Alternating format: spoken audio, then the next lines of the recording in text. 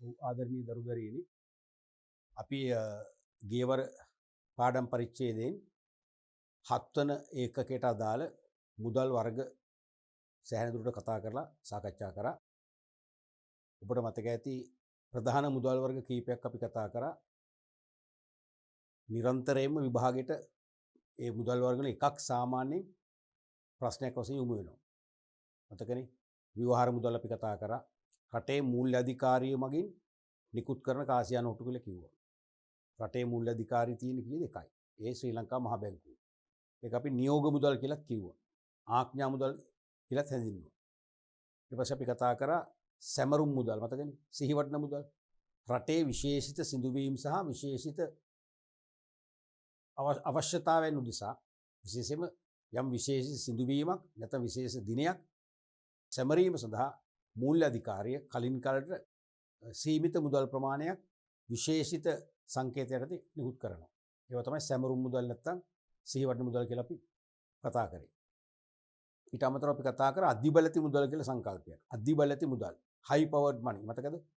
අධිබලති මුදල් කියන එක අපි කො මුදල් වර්ගයක්ම නෙවෙයි.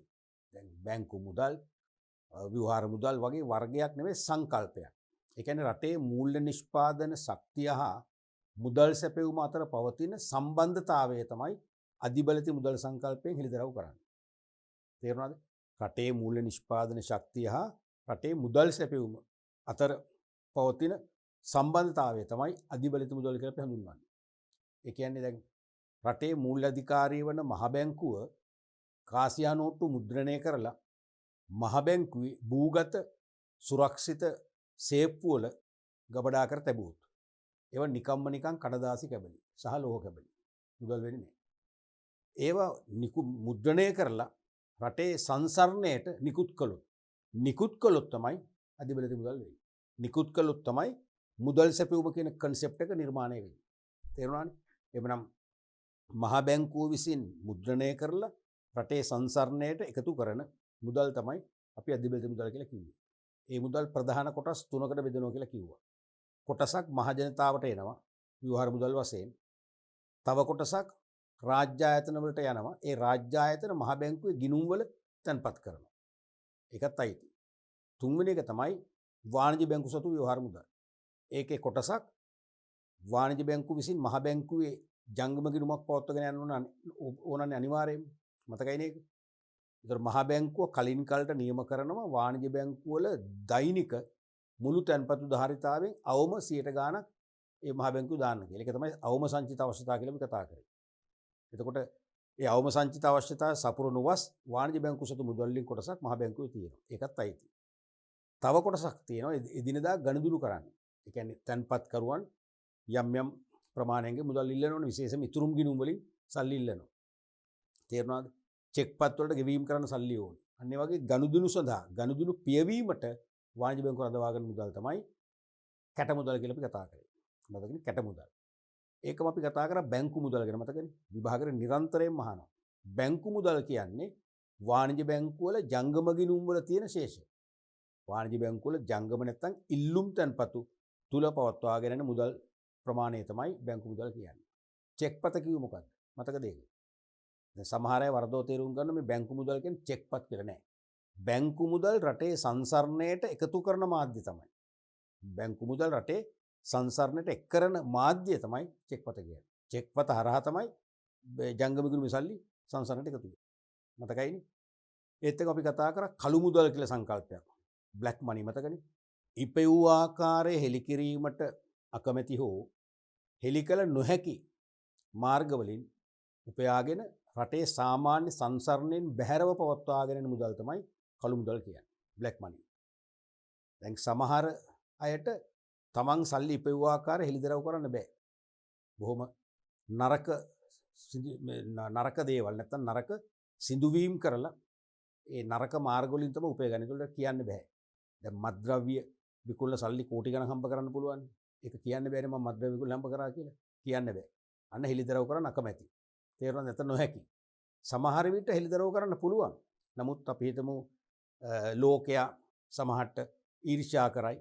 එහෙම නැත්නම් සොර සතුරන් ඇවිල්ලා සොරකම් කරයි. එහෙම නැත්නම් දේශීය ආදායම් දෙපාර්තමේන්තුව ඇවිල්ලා පස්සෙන් එලට විශාල බදු මුදල් අය කරයි කියල වගේ සැකවලට සමහර මාර්ගල උපයගත්ත මුදල් හෙළිදරව් කරන්නේ නෑ. තේරුණාද? හෙළිදරව් කරන්න අකමැති. අන්න ඒ සල්ලිත් සංසරණයෙන් බැහැරව පවත්ත ගෑන. එතුර හෙළිදරව් නොකිරීම එකක්. අනිත් එක සංසරණයෙන් බැහැර වෙන්නත් ඕනේ. දැන් බැංකුවක දැම්ම කියන්නකො. දැම්මොත් ඒ බැංකුවේ දාපු සල්ලි මම ඉපවා හෙලි කරන්න කමැති මාර්ගකින් සල්ලි උපයගෙන බැංකු ගිණුම දැම්මම මම ගන්න නෑ කිමුකෝ. මම ගන්න නැති වුණාට තවත් කෙනෙක් බැංකුවේ ණයක් ඉල්ලුවම ඒ මම දාපු සල්ලිත් එළියට යනවා. සංසරණය එකතු වෙනවා. බැංකුවකවත් දාන්නේ. තේරෙනවද? ඒ කියන්නේ තමන් සමහර සංගව ගන්නවා. තමන්ගේ ගෙදර කොහේ හරි අල්මාරිය වෙන්න පුළුවන්, පෙට්ටකමක් අතුල වෙන්න පුළුවන්. නැත්නම් භාජනයක දාලා මේ භූගත කරන වෙන්න පුළුවන්. සංගවගත්තු මුදල්. එතකොට මට මේක මම පාවිච්චි කරන්නෙත් නෑ. රටේ සංසරණයට මහජනතාවට එන්නෙත් නෑ පාවිච්චි කරන්න. පැහැදිලිනේ? අන්නේ කළු මුදල් රටේ සංසරණයට කිසියම් හෝ උපාය මාර්ග වලින් එක් කරන්න පුළුවන්. එසේ එක් කිරීම තමයි මුදල් සුදු කිරීම නැත්නම් මුදල් විසුද්ධීකරණය කියලා කිව්වේ. මනි ලොන්ඩරින් කියලා කිව්වේ. මතකනේ? මනි ලොන්ඩරින් වලට ලංකාවේ අනුගමනය කර එකක් තමයි විමූල්‍යණය. ඕක 70 දශකයේ කළා. එවකට පැවති ආණ්ඩු මුදල් ඇමතිවරයා එවකට තිබුණු විශාලතම නෝට්ටු දෙක තමයි රුපියල් 100 සහ 50 අවලංගු කරා. එක රැයෙන් ගැසට් නිවේදනය දාලා අවලංගු කරා. අවලංගු කළා මගේ මතක හැටියට මාසයක් වගේ කල් දුන්නා ළඟම තියෙන මේ ලංකා බැංකුව හෝ මහජන බැංකුව රාජ්‍ය බැංකුව දෙකෙන් එකකට ගිහිල්ලා ඒ සල්ලි දීලා අලුත් නෝට්ටු ගන්න කියලා. දැන් මොකද වෙන්නේ? දැන් සංගවගෙන ඉඳලා තේරුමක් නැහැ නේ. අන්න එළියට දාන්න වෙනවා. තේරෙනවද? අන්න එහෙනම් එළියට එනකොට මොකද වෙන්නේ? මුදල් සුදු වෙනවා. කළු එක සුදු වෙලා යනවා. එතකොට තව අපි කිව්වා වාණිජ බැංකු හඳුන්වලා දීලා තියෙනවා ලංකාවේ ක්‍රියාත්මක කරන තැන්පතු සහතික ගිණුම් කියලා જાතියක්. CD කියලා කෙටින් කියන්නේ Certificate of Deposits. ඒවේ අනන්‍යතාවය හෙලි කරන්නේ. ඒකේ තියෙන්නේ සහතිකයක් දෙනවා අපිට තැන්පත් කරාම තැන්පත් කළ මුදල තියෙනවා. මුදල් ප්‍රමාණය තැන්පත් කළ කාලය තියෙනවා මාස 3ක්ද වසරක්ද ආදී වශයෙන්.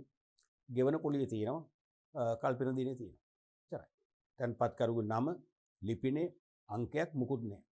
ඒ කියන්නේ අධිකරණයක් බැංකුවෙන් ප්‍රශ්න කරොත් මේ ගිණුම් වල තියෙන සල්ලි කාගේද කියලා බැංකුව දන්නේ නැහැ. තේරෙනවද? ඒක තමයි තැන්පත් සහතික ක්‍රමය. ඉතින් ඒකත් අපි බය නැතුව සල්ලි දානවා. පැහැදිලිනේ? ඒ වගේ ක්‍රම මගින් අපි කිව්වා කළු මුදල් එළියට ගන්න ඕනේ. ඒක තමයි මුදල් විසුද්ධීකරණ නැත්නම් සුදු කිරීම කියලා කියන්නේ. පැහැදිලිනේ? අද අපි පාඩමින් කතා කරන්නේ මේ මුදල් වර්ගවලම ඉතුරු කොටස. හැබැයි අතිශය වැදගත්. විභාගෙට ඔබට මම විභාග ප්‍රශ්න කතා කරත් තේරෙයි මුදල් වර්ග වලින් ප්‍රශ්න 10ක් ඇහුවොත් අවුරුදු 10ක 10න් 8කම නැත්නම් 9කම සමහර විට 10ම වෙන්න පුළුවන්. ඒ වාස්තවික ප්‍රශ්نين හරි ටච් වෙනවා. පේපර් 10ම තියෙනවා මේ e-cash ගැන. ඒ නිසා e-cash ගැන අනිවාර්යයෙන්ම අවබෝධයෙන් ඉන්න. මොකද ලකුණු 2ක් 3ක් 4ක් දක්වා Tamanට රැස් කරගන්න පුළුවන් වර්ගයක් තමයි ඉලෙක්ට්‍රොනික මුදල් කියලා කියන්නේ. එතකොට මේක අපි හඳුන්වනවා විද්‍යුත් මුදල් කියලා. සිංහලෙන් කියනවා ඉලෙක්ට්‍රොනික මුදල් කියලා. සමහර විට ප්ලාස්ටික් මුදල් කියලාත් කියනවා ප්ලාස්ටික් කාඩ් එකට සම්බන්ධ වෙච්ච නිසා. එහෙම නැත්නම් අදෘශ්‍ය මුදල් කියලාත් කියනවා.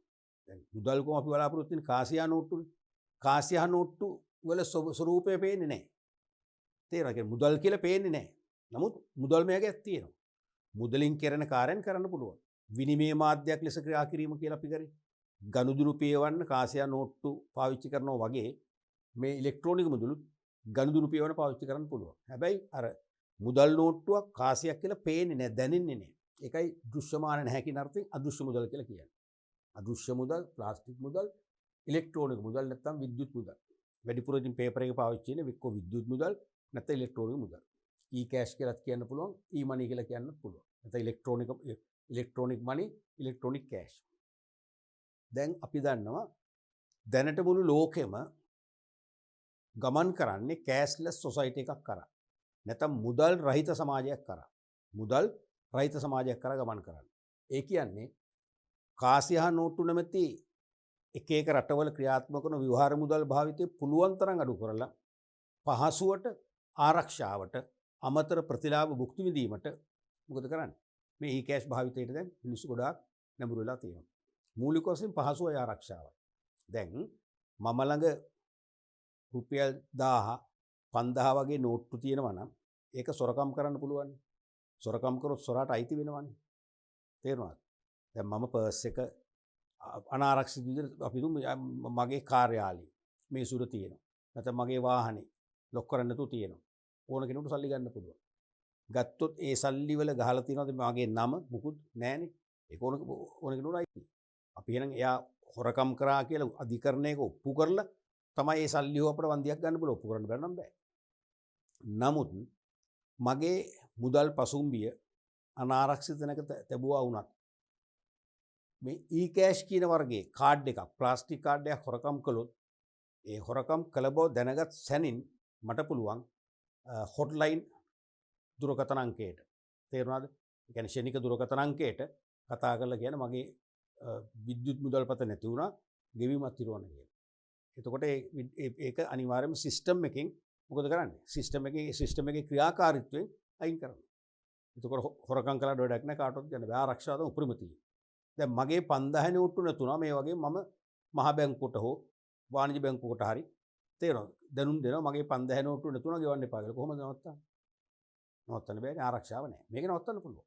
ඒ නිසා මූලිකවම ආරක්ෂාවට තමයි මේ ප්ලාස්ටික් කාඩ් පාවිච්චි කරන්නේ. පැහැදිලිනේ? එතකොට මේක පොදුවේ විද්‍යුත් මුදල් කියලා තාම අහනවා. ඔය කියන්නේ රෝම ඉලක්කමක අයන්න හෝ ආයන්න වශයෙන් ප්‍රශ්න කොටසක් වශයෙන් ලකුණු දෙකක ප්‍රශ්නයකට පරිගණක හෝ ඩිජිටල් සංනිවේදන තාක්ෂණය ඔස්සේ ගනුදෙනු පියවීමට හඳුන්වා දී ඇති විවිධ ප්ලාස්ටික් කාඩ් මින් අදහස් වේ. එහෙම ලියන්න පුළුවන්. පරිගණක හා ඩිජිටල් සංනිවේදන තාක්ෂණය නැත්නම් පරිගණක හා සංනිවේදනකොත් ඇති. පරිගණක හා ඩිජිටල් සංනිවේදන තාක්ෂණය නැත්නම් ඩිජිටල් නැතුව කිව්වට ලකුණු ලැබෙනවා. පරිගණක හා සංනිවේදන තාක්ෂණය ඔස්සේ ගනුදෙනු පියවීමට හඳුන්වා දී ඇති විවිධ ප්ලාස්ටික් කාඩ් නැත්නම් විවිධ චුම්බක පත්‍රිකා කියලා කියන්නත් පුළුවන්. විවිධ චුම්බක පත්‍රිකා කියලා කියන්නත් පුළුවන් මෙතනට. ඒත් හරි. චුම්බක පත්‍රිකා කිව්වත් හරි. තේරෙනවද? තන ගුරුවත් පොතේ පාවිච්චි කරන ප්ලාස්ටික් කාඩ් වචන නිසා මම එහෙමම ගත්තා. නමුත් වඩා හොඳ චුම්බක පත්‍රිකා. හේතුව මේ සෑම ප්ලාස්ටික් කාඩ් එකකම පිටුපස තියෙනවා කාන්දම් පටයක්. ඒ කියන්නේ කාන්දම් තීන්ත වලින් අක්ෂර රූපික තීරුවක් තියෙනවා. ඒතර ඒ කාන්දම් පටියේ තියෙන දේවල් රීඩ් කරන්න පුළුවන් ඉලෙක්ට්‍රොනික ඩේටා සර්ච් මැෂින් එකකට. නැත්නම් විද්‍යුත් දත්ත පිරික්සුම් යන්ත්‍රයකට. තේරෙනවද? ඒ විද්‍යුත් දත්ත පිරික්සුම් යන්ත්‍රයට කියවන්න පුළුවන් මේ අපිට පියවිහැට පේන අක්ෂර නම මුකුත් කියවන්න බෑ. මේ කාන්දම් පටියේ තියෙන විශේෂයෙන්ම අපේ පින් අංකය පර්සනල් අයිඩෙන්ටිෆිකේෂන් නම්බර් එක. ණයපතක නම් අපට අනුමත ණය සීමාව ඒ සියල්ල තියෙන මේකේ. ඒ නිසා මේක චුම්බක පත්‍රිකාවක් කියලා හඳුන්වන එක වඩා හොඳයි. තේරුණාද? රයිට්. එතකොට පරිගණක හා ඩිජිටල් සංනිවේදන තාක්ෂණ ඔස්සේ විවිධ ගෙවීම් පියවීම පිණිස හඳුන්වා දී ඇති චුම්බකපත් නැත්නම් ප්ලාස්ටික් කාඩ් විශේෂය තමයි e-cash කියලා අපිට නිර්වචනය කරන්න වෙන්නේ. පැහැදිලිද? එවැනි e-cash වර්ග කීපයක් තියෙනවා. මූලිකවම වර්ග දෙකයි. ඒ ඔබ දන්නවා ණයපත් සහ හරපත් කියන එක. පළවෙනි එක හර කාඩ් පත නැත්නම් හරපත. හර කාඩ් පත මේකම හරපත කියලාත් කියනවා. හරපත. ඒත් හරි. හරපත. එක්ක හර කාඩ් පත නැත්නම් හරපත නැත්නම් ඩිබිට් පත කියලාත් පේපර් එකේ ඇවිල්ලා තියෙනවා මට මතකයි. එකපාරක් හෝ දෙපාරක් ඩිබිට් පත කියලාත් තියෙනවා. අර ඉංග්‍රීසි වචනෙම ඩිබිට් කාඩ් කියන එක. තේරෙනවද? ගෙවීම් පියවන මුදල් ප්‍රමාණය විද්‍යුත් ලෙස තම ගිණුමට හරවන පරිදි ගෙවීම් පියවීමට වාණිජ බැංකුව විසින් හඳුන්වා දී ඇති ඉලෙක්ට්‍රොනික කාඩ් විශේෂය තමයි හරපත කියන්නේ. මේකේ විශේෂය තමයි අපි වාණිජ බැංකුවක ගිණුම් හිමියෙක් වෙන්න ඕනේ. එක්කෝ ජංගමෙහිවත් ඉල්ලුම් තන්පත් ගිණුම් හිමියෙක් නැත්නම් ඉතිරි කිරීමේ ගිණුම් හිමියෙක්. ස්ථාවර ගිණුම් හිමියන්ට මේක අවශ්‍ය නැහැ. මොකද ස්ථාවර ගිණුම් වලින් අපිට සල්ලි වරින් වර ගන්න බැහැනේ. සල්ලි වරින් වර ගන්න පුළුවන් ජංගමෙහිවත් ඉල්ලුම් තන්පතුෙන් සහ ඉතිරි කිරීමේ තන්පතු වලින් පමණයි. ඒ ඕනෑම ගිණුම් වර්ගයක් තියෙනවා නම් ඉතුරුම් හෝ ඉල්ලුම් තන්පතු දෙකෙන් එකක් තියෙනවා නම් අපිට මේ කාඩ් එකක් බැංකුවෙන් ලබා ගන්න පුළුවන්. බොහොම පුංචි ඉල්ලුම් පත්‍රයක් සම්පූර්ණ කරලා බාර දෙන්න. තේරුණාද? එතකොට ඒකේ විශේෂත්වය තමයි ඒ කාඩ් එකෙන් පුළුවන් ගිණුමේ සල්ලි ප්‍රමාණය දක්වා ගෙවීම කරන්න. ගිණුමේ සල්ලි ලක්ෂයක් තියෙනවා නම් ලක්ෂයක් දක්වා ගනුදෙනු පියවන්න මේක පාවිච්චි කරන්න පුළුවන්. ඕනනම් ලක්ෂ එකවර එක ගනුදෙනුවක් පියවන්න පාවිච්චි කරන්න පුළුවන්. රුපියල් 2000 5000 3000 වශයෙන් වරින් වර පාවිච්චි කරන්න පුළුවන්. ඒ පාවිච්චි කරන ප්‍රමාණය ගිණුමේ සල්ලි අඩු වෙනවා. හේතුව අපි හර කාඩ් පතින් ගෙවීම් කරන විටම අපේ බැංකුව අපි හිතමු ලංකා බැංකුව කියලා. ලංකා බැංකුවේ අපේ ඉතිරි කිරීමේ හෝ ජංගම ගිණුමට මොකද වෙන්නේ? ඒ සල්ලි ප්‍රමාණය අඩු වෙනවා. හර වෙනවා. ඒකයි මේක හරපත කියලාම කියන්නේ. තේරෙනවද? ගෙවීම් කරන විගසම ගිණුමට මුදල් හර වෙනවා. ඒ කියන්නේ ගිණුමේ මුදල් අඩු වෙනවා. ඒ නිසා තමයි හරපත නැත්නම් හරකාට්පත කියලා කියන්නේ. තේරෙනවද? ඒ නිසා මේකේ පසු වගකීම් ඉතුරු වෙන්නේ නැහැ. පසු වගකීම් නැහැනේ. අපේ දැන් එකම වෙනස අපි භෞතිකව සල්ලි වලින් ගෙවීම් කරන්නේ නැහැ. භෞතිකව ගෙවුවේ නැතුණාට මගේ ගිණුම හර වෙලා අදාළ අලෙවිකරුවාගේ ගිණුමට මොකද වෙන්නේ සල්ලි ඒ මොහොතෙන් බැර වෙනවා. ඒ මොහොතෙන් බැර වෙනවා. තේරෙනවද? ඒක තමයි හරකාට්පත් කියන්නේ. මොකද්ද? ගෙවීම් පියවන මුදල් ප්‍රමාණය විද්‍යුත් ලෙස තම ගිණුමට හරවන පරිදි ගෙවීම් පියවීමට වාණිජ බැංකුව හඳුන්වා දීපු ඉලෙක්ට්‍රොනික කාඩ් විශේෂය තමයි හරපතක් කියලා කියන්නේ. අපි ඊළඟට බලමු මේ තියෙන හරපතකට උදාහරණයක්. මොකද විභාගෙට අහනවා. දැන් විභාගෙට කීප සැරයක් ඇහුවා ණයපතක සඳහන් මූලිකාංග. කීප සැරයක් ඇහුවා. හරපතක සඳහන් මූලිකාංග එකම එක සැරයක් ඇහුවා නැවත අහන්න පුළුවන්. තේරෙනවද? මේ තියෙන හරපතක මුහුණත පැත්ත සාමාන්‍ය අහන්නේ මුහුණත පැත්ත විස්තර තමයි අහන්නේ. ඔබට පේනවා මේ හරපතේ තියෙනවා බැංකුවක නමක්. ඒ කියන්නේ නිකුතු බැංකුවේ නම. මෙන්න මේක. මෙන්න මෙතන මේ වගේ එක කියලා දාගත්තත් කමක් නැහැ. මේක එක ඊට පස්සේ මෙන්න මෙතන තියෙනවා තව එකක්. දැන් මෙතන අපි ගමු මෙතන තියෙනවා මේක දෙක කියලා දාමු. මේ චිප් එක කහ පාට පේන්නේ චිප් එක. මෙන්න මේක 3 කියලා දාන්න පුළුවන් මේ අංක වලට. ඊට පස්සේ මෙතන දාන්න පුළුවන් නමක් තියෙනවානේ අංක 4. ඊට පස්සේ මෙන්න මෙතන දාන්න පුළුවන් අංක 5. ඔගේ මූලිකාංග 5ක් තියෙනවා. හරපතක ඇතුළත් මූලිකාංගය හෝ සාමාන්‍යයෙන් අහන්නේ 4යි. 4ට ලකුණු භාගයකින් ලකුණු 2ක් ලැබෙනවා. 5ම ලියන්න අවශ්‍ය නැහැ. මේ පහෙන් ඕනම තරම් ලියන්න පුළුවන්. මොකද්ද මුලින් තියෙන්නේ? හරපත අපිට නිකුත් කරන බැංකුව. බැංකුවේ සංකේතය. බැංකු සංකේතය. බැංකුවේ නම කෙටි කරලා තියෙනවා වෙන්න පුළුවන්. නම ඇතුව හරි නැතුව හරි බැංකු සංකේතය තමයි තියෙන්නේ. තේරෙනවද? දැන් පළවෙනි එක අපිට ලියන්න වෙනවා විභාගයට ඇහුවොත් නිකුතු බැංකුවේ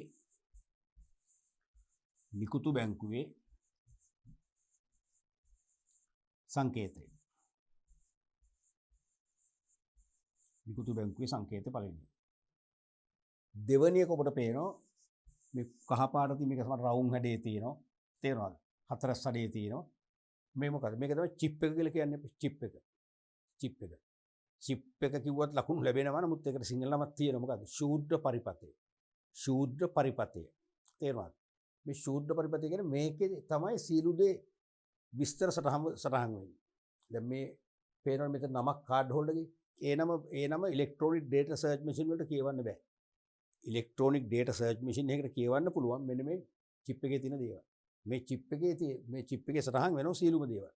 කාඩ් හිමියාගේ නම, මේ කාඩ් පතේ අංකය සියලු දේ මේකේ සටහන් වෙනවා. ඊට පස්සේ අපි රුපියල් 5000ක් ගනුදෙනු කරනවා. මේ 5000 හරවීම සියල්ල මේකේ තියෙනවා. තේරුණාද?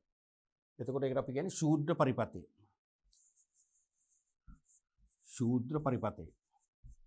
ශූද්‍ර පරිපතේ නැත්තම් චිප්.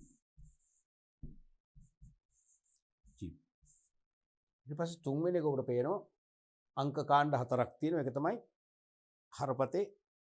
හරපත හඳුනා ගැනීමේ අංකය. සෑම හරපතකම මේ අංක එකිනෙකට වෙනස්. තේරුණාද? තුන්වෙනි එක තමයි එතකොට හරපත් අංකය.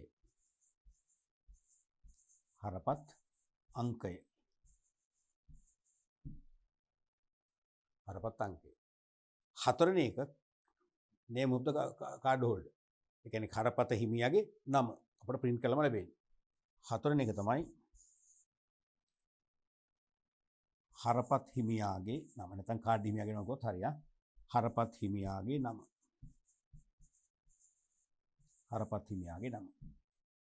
පස්වෙනි එක තමයි වීසා. මේ වීසා කියන්නේ ඉලෙක්ට්‍රොනික කාඩ් නැත්නම් ඉලෙක්ට්‍රොනික කෑෂ් කාඩ් ඊටාම රහසිගත ක්‍රමයකට ඒගොල්ලන්ට අන්තර්ජාතිකව ලැබිච්ච පේටන් බලපත්‍රයෙන් හිමි අයිතිය අනුව ආරක්ෂිත විධි අන්තර්ගත කළ ඉතා සුරක්ෂිත ලෙස කාඩ් මුද්‍රණය කරලා ලෝකේ පුරා එයාලගේ සමාජිකත්වය ගත්ත බැංකු වලට නිකුත් කරන ජාත්‍යන්තර සංගම් තියෙනවා.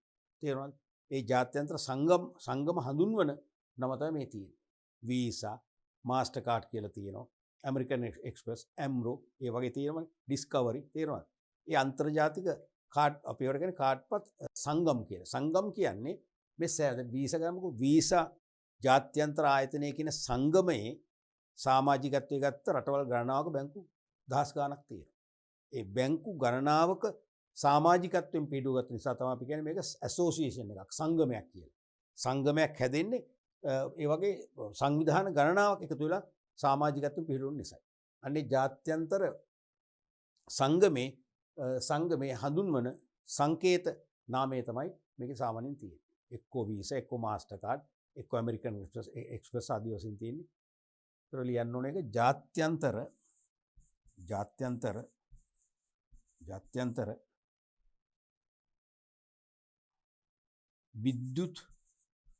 විද්‍යුත් මුදල් සංගමයේ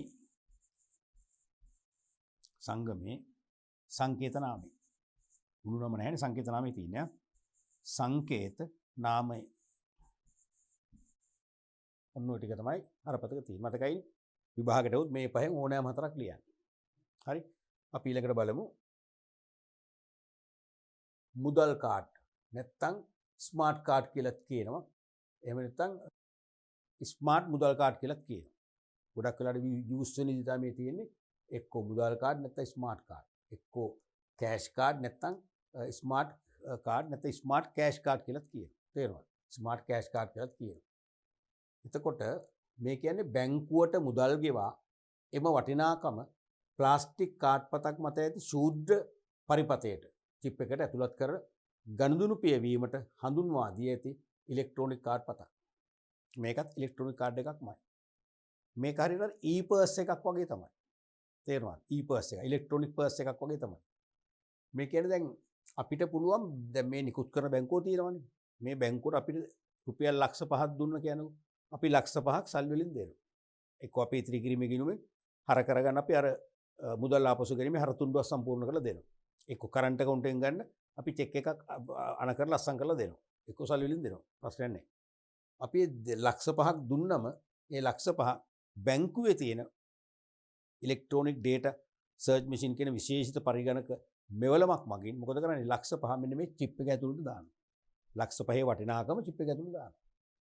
දැන් අපි සාමාන්‍ය සම්ප්‍රදායික පර්ස් නේ අපි ළඟ තියෙන්නේ. අපි කියන්නේ ටී පර්ස්, ට්‍රැඩිෂනල් පර්ස්. ඔයාලා අපි තියෙන මුදල් පසුම්බි අපි මේ සාකුල දාගෙන යන්නේ.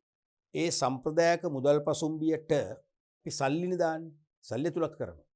සල්ලි ඇතුළත් කළා ඊට පස්සේ ගනුදෙනු කරනවා. ගනුදෙනු කරද්දී පර්ස් එකේ සල්ලි අඩු වෙනවා. හරිද? දැන් මේකේ සල්ලි භෞතිකව දාන්නේ නැහැ. සල්ලි වල අගයයි දාන්නේ. සල්ලි වටිනාකම මේ චිප් එක ඇතුළට දානවා. දාලා අපි ගනුදෙනු සඳහා මේක පාවිච්චි කරනවා. ගනුදෙනු කරන වාරයක් පාසා මේ චිප් එකේ තියෙන වටිනාකම එන්න අඩු වෙනවා. හරිනේ? එතකොට සම්ප්‍රදායික පර්ස් එකේදී අපි සම්ප්‍රදායික පර්ස් එකට ඇතුළත් කරපු සල්ලි ටික ටික අඩු වෙනවා ගනුදෙනු කරද්දී.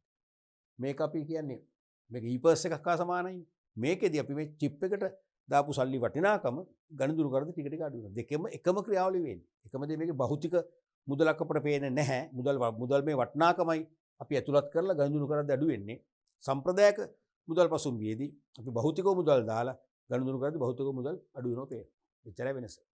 එතකොට බැංකුවට මුදල් ගෙවා එම වටිනාකම ප්ලාස්ටික් කාඩ් පතක් මත ඇති ශූද්‍ර පරිපතයට මේ චිප් එකට ඇතුළත් කරව ගන්න ඕනේ. ඇතුළත් කරගෙන අපිට පුළුවන් ගනුදෙනු පියවන්න මේක පාවිච්චි කරන්න. ගනුදෙනුවක් පාසා මේ චිප් එකේ සල්ලි ප්‍රමාණය අඩු වෙනවා. අපි තුමු ලක්ෂ 5ම ඉවරයි කියලා. ඒතර පර්ස් එකෙන් ගනුදෙනු කරන්න බෑ. අපේ භෞතිකව අපි පාවිච්චි කරන සම්ප්‍රදායික පර්ස් එකේ සල්ලි උනන පස්සේ නිගවන්න දෙයක් නැහැ නේ. මේකෙත් ඒ වගේ තමයි චිප් එකේ සදාන මුදල් මේ වටිනාකම 0 වුණාම බිඳුවට ආවම පස්සේ ගනුදෙනු කරන්න බෑ. නැවත පෙර පර්ස් එකට සල්ලි දානවා වගේ නැවත අපි සල්ලි බැංකුවට දීලා නැත්නම් අපේ ගිණුමේ තියෙන සල්ලි බැංකුව ලව්ව මේකට ඇතුළත් කරගන්න ඕනේ. තේරෙනවද? ඒක තමයි මුදල් කාඩ් නැත්නම් ස්මාර්ට් කාඩ් නැත්නම් මුදල් ස්මාර්ට් කාඩ් කියලා කියන්නේ. ඒක මුදල් ස්මාර්ට් කාඩ් කියලාත් කියනවා. තේරෙනවද? මුදල් ස්මාර්ට් කාඩ් කියලාත් කියනවා. මුදල් ස්මාර්ට් කාඩ්. අල්රෑන දාන්න පුළුවන් ආ. අල්රෑන තොත් පාවිච්චි කරන්න පුළුවන් මුදල් ස්මාර්ට් කාඩ්. දෙකම හරි. ඒක ගන්න පුළුවන්. හරි. එතකොට ඊළඟ එක බලමු. වට්ටම් card, discount card. Discount cards. මේ කියන්නේ ගනුදෙනු කරන ධාරිතාව අනුව හිමිවන වට්ටම් ප්‍රමාණයේ වටිනාකම ශූද්‍ර පරිපතයකට ඇතුළත් කරවාගෙන පසුව ගෙවීම් පියවීමට යොදාගත හැකි ඉලෙක්ට්‍රොනික කාඩ් විශේෂයක් නැත්නම් ඉලෙක්ට්‍රොනික කාඩ් පතක්. තේරුණානේ? අපි යම් යම් ව්‍යාපාර සමග ගනුදෙනු කරනවා. ඒ ගනුදෙනු වල වටිනාකමේ ධාරිතාවය අනුව අපිට යම්කිසි ඩිස්කවුන්ට් එකක් ඒගොල්ලෝ පිරිනමනවා. ඒක පරිගණක මොකද වැඩසටහනකට දාලා තියෙන්නේ. ඒක කවුරුත් කරවන්නේ ඔටෝමැටිකලි මේ ප්‍රෝග්‍රෑම් එක කරන අපිට ගනුදෙනු රුපියලකින් අපි ටොෆි එකක් ගත්ත කියනවා ඒ ටොෆි එකටත් 0.0 ගානකාරී වට්ටමක් තියෙනවා. ඒක ඔටෝමැටිකලි අපේ කාඩ් එකට දාගන්න පුළුවන්. තේරුණාද? ඒ වගේ ගනුදෙනු කරන ධාරිතාවය නැත්නම් ප්‍රමාණය නැත්නම් වටිනාකම් අනුව හිමින වට්ටම් ප්‍රමාණය හිමින වට්ටම් ප්‍රමාණයේ අගය නැත්නම් වටිනාකම ශූද්‍ර පරිපතයකට ඇතුළත් කරවාගෙන පසුව ගෙවීම් පියවන්න යොදා ගැනීම සඳහා හඳුන්වා දී ඇති ඉලෙක්ට්‍රොනික කාඩ් පත් විශේෂයක් තමයි ඩිස්කවුන්ට් කාඩ් කියන්නේ. ඔබ දන්නවා ආර්පිකෝ ආයතනයේ වගේ පෞද්ගලික අංශේ ආයතන රාජ්‍ය අංශේ ආයතන ගණනාවක්ම මේ වගේ එක එක නම් වලින් ඩිස්කවුන්ට් කාඩ් හඳුන්වලා දීලා තියෙනවා. ආර්පිකෝ එකේ තියෙන කාඩ් එකක්. ඒ වගේම මේ කාගලිස් එකේ තියෙනවා. ඒ වගේම සෑම සුපර් මාකට් එකකම සෑම සුපිරිවෙලෙන්සලකම සෑම සුපර් මාකට් එකකින්ම සහ ඔය විශේෂම විශාල රෙදි සාප්පු වගේ වෙයි අනිවාර්යයෙන් මේ වගේ කාඩ් නිකුත් කරනවා. ඒතර අපි ඒක නිකුත් කරන්න අපි පොළඹවනෝනේ. ඒක කියන්නේ අපි පොළඹවනවා විශාල ගනුදෙනු වලට යන්නේ. මොකද ඒ කාඩ් එක දෙන්නේ ඒකනේ. අපි විශාල වශයෙන් ගනුදෙනු කළොත් අපිට විශාල වශයෙන් වට්ටම් ලැබෙනවා. ටික ටික මේක එකතු වෙනවා. එකතු වෙලා සල්ලි නොමැති වෙලාවට සල්ලි හිඟ අවස්ථා අපි කාටත් එනවනේ. හිඟ අවස්ථාවක අර මොකද්ද දෙයියන්ගේ සල්ලි මුදල් වගේ තේරෙනවද? අනිවාර්යයෙන් මේක අපිට ලොකු මේ වටිනාකමක් තියෙනවා. දැන් මට්ටම එක්තරා මොහොතක මම වාහනට මේ තෙල් ගහන්න ගියා ෂෙඩ් එකට ගියාම තමයි මතක් වුණේ සල්ලි නැහැ කියලා පර්ස් එකේ. කරන්නම දෙයක් නැහැ ඉතින් කල්පනා කරාගෙන මතක් වුණා උන්න ඩිස්කවුන්ට් කාඩ් එකක් තියෙනවා. හොඳ වෙලාවට ඒ තෙල් ගහපු ප්‍රමාණය පිටු රුපියල් 1000ක් කියලා රුපියල් 10ට වඩා ඩිස්කවුන්ට් කාඩ් එක තිබිච්ච නිසා නැත්නම් ෂේප් නැත්නම් ලොකු අරුබුදයක් එනවා. එහෙනම් මම වාහනේ එතන තියන්න ඕනේ. වාහනේ ගෙනන්න දෙන්නේ. තේරෙනවා. ID කාඩ් එක ඒගොල්ලෝ බාරගන්නේ. එහෙනම් මම එක්ක කෝල් කරලා සල්ලි ගෙන්න ගන්නවා කාගේ හරි ලොකු ප්‍රශ්නයක් නේ. අන්න ඒ වගේ සල්ලි නැතිම වෙලාවට මේක පිට වෙනවා. තේරෙනවද? දෙයියන්ගේ මල්ලි සල්ලි වගේ. තේරෙනවද? ඊළඟට දැන් මේ ඩිස්කවුන්ට් කාඩ් එකට අනිත් එක මේ ඕන කෙනෙක්ගේව දාගන්න පුළුවන්. දැන් අපි හිතමු ඕගොල්ලෝ යාළුවෙක් එක්ක ගියා කියලා සුපර් මාකට් එකකට. ඒ අදාළ සුපර් මාකට් එකෙන් දීපු අදාළ ඩිස්කවුන්ට් කාඩ් එක යාළුවර නැහැ. යාළුවෝ රුපියල් 10 ගානක බඩු ගත්ත කියන්නකෝ. ඒතර ඒගොල්ලෝ අහනවනේ කැෂියර් එකෙන්. මුදල් අය කැමි අහනවා කාඩ් එකක් තියෙනවද කියලා. නැහැ කිව්ව ගමන් ඕගොල්ලෝගේ ඔයාලට පුළුවන් තියෙනවා කියලා. ඔයාලගේ හෑන්ඩ් ෆෝන් නම්බරේ පුත හෑන්ඩ් ෆෝන් නම්බරේට මේක බද්දයිනේ. හෑන්ඩ් ෆෝන් නම්බරේ කිව්ව ගමන් අර යාළුවා කරපු ගණදුණු වල එයාට හිමි ඩිස්කවුන්ට් එක ඔය කාඩ් එක ගන්න පුළුවන්. එහෙම එකතු කරගන්න පුළුවන් සල්ලි සෑහෙන ප්‍රමාණයක්. තේරෙනවද? ඒව තමන්ගේ ඉතින් හැකියාවක්. අපි තුමු ඔයගොල්ලෝ ඥාතියෙක්ගේ ගෙදර ගියා. දානේ ගෙදරක් මඟුල් ගෙදරකට. සතියක් ඉරේ නතර වෙනවා. ඉතින් ඒගොල්ලොත් එක්ක ඔයගොල්ලෝ යනවා අවස්ථා කීපකදී මේ විවිධ ආහාර පාන නැත්නම් බහන්න මිලදී ගන්න. 10 ගානක බඩු ගන්නවනේ. ගත්තම ඒගොල්ලන් ඩිස්කවුන්ට් කාඩ් එක නැති හැම වෙලාවෙම ඕගොල්ලෝ කාඩ් එක දික් කරන්න පුළුවන්. එහෙම විශාල ඩිස්කවුන්ට් ප්‍රමාණයක් එකතු කරගෙන තමන්ගේ මේ ඩිස්කවුන්ට් කාඩ් කියන ඊපර්ස් මල්ලට සල්ලි කහු කරගන්න පුළුවන්. ඊළඟට පෙරගෙවූ කාඩ් ප්‍රිපේඩ් කාඩ්ස්. පෙරගෙවූ කාඩ් කියන්නේ ප්‍රිපේඩ් කාඩ්ස්. ඒ කියන්නේ කලින් මුදල් ගෙවා ලබා ගනිමින් විශේෂිත ගෙවීම් කිරීමට යොදා ගන්නා කාඩ් විශේෂයන් නිය. උදාහරණ තමයි ෆෝන් කාඩ් එක. නැත්නම් දුරකථන කාඩ් එක. අපි කලින් මුදල් ගෙවලා තමයි මේ ඉලෙක්ට්‍රොනික කාඩ් එක ගන්න. ගත්තම ඒකේ තියෙන එක එක වටිනාකම්. ඒ වටිනාකම අනුව අපිට යම් යම් භාණ්ඩ හා සේවා ලබා ගැනීමේදී ගෙවීම් පියවන්න පාවිච්චි කරන්න පුළුවන්. දැන් ඔයගොල්ලෝ ගොඩක් අය දන්නවනේ දුරකථන කාඩ් නේ. ඒ ෆෝන් කාඩ් එක අපි රුපියල් 100ක් දීලා ගන්න ෆෝන් කාඩ් එකේ 100ක සේවාවක් ලැබෙනවට අයිතිය තියෙනවා. ඒ කාඩ් එකේ අංකය ඔබ ෆීඩ් කරාම දුරකථනයට රුපියල් 100ක් දක්වා ලබා ගන්න ඇමතුම් වලට ගෙවීම් ඔටෝමැටිකලි පිය වෙනවා. තේරෙනවද? අන්න ඒ වගේ පේනවා. අපි දැන් දුරකථන ඇමතුම අරගෙන ඉවරලා මේ කාඩ් එක ගන්න බෑනේ. කලින් සල්ලි ගෙවලා මේ කාඩ් එක ගන්න ඕනේ. ගත්තොත් තමයි අපිට දුරකථන ඇමතුම ගන්න පුළුවන්. ප්‍රිපේඩ් කාඩ් කියන්නේ ඒ වගේ. තව තියෙනවා ලංකාවේ ටිකක් අඩුයි විදේශවල එක එක ව්‍යාපාරවල ශාඛා තියෙනවනේ. ඒ ව්‍යාපාර විසින් දෙනවා මේ වගේ ප්‍රිපේඩ් කාඩ් එකක්. ගත්තම ඒ කාඩ් එකෙන් ඒ ශාඛාවට ගිහලා අපිට ගෙවීම් කරන්න පුළුවන්. තේරෙනවද? අපි ඒකට කියන ට්‍රේඩ් කාඩ් කියලාත් කියන එක රටවල ට්‍රේඩ් කාඩ් වෙළඳාමේදී ගෙවීම් කරන්න පාවිච්චි කරනවා කියලා.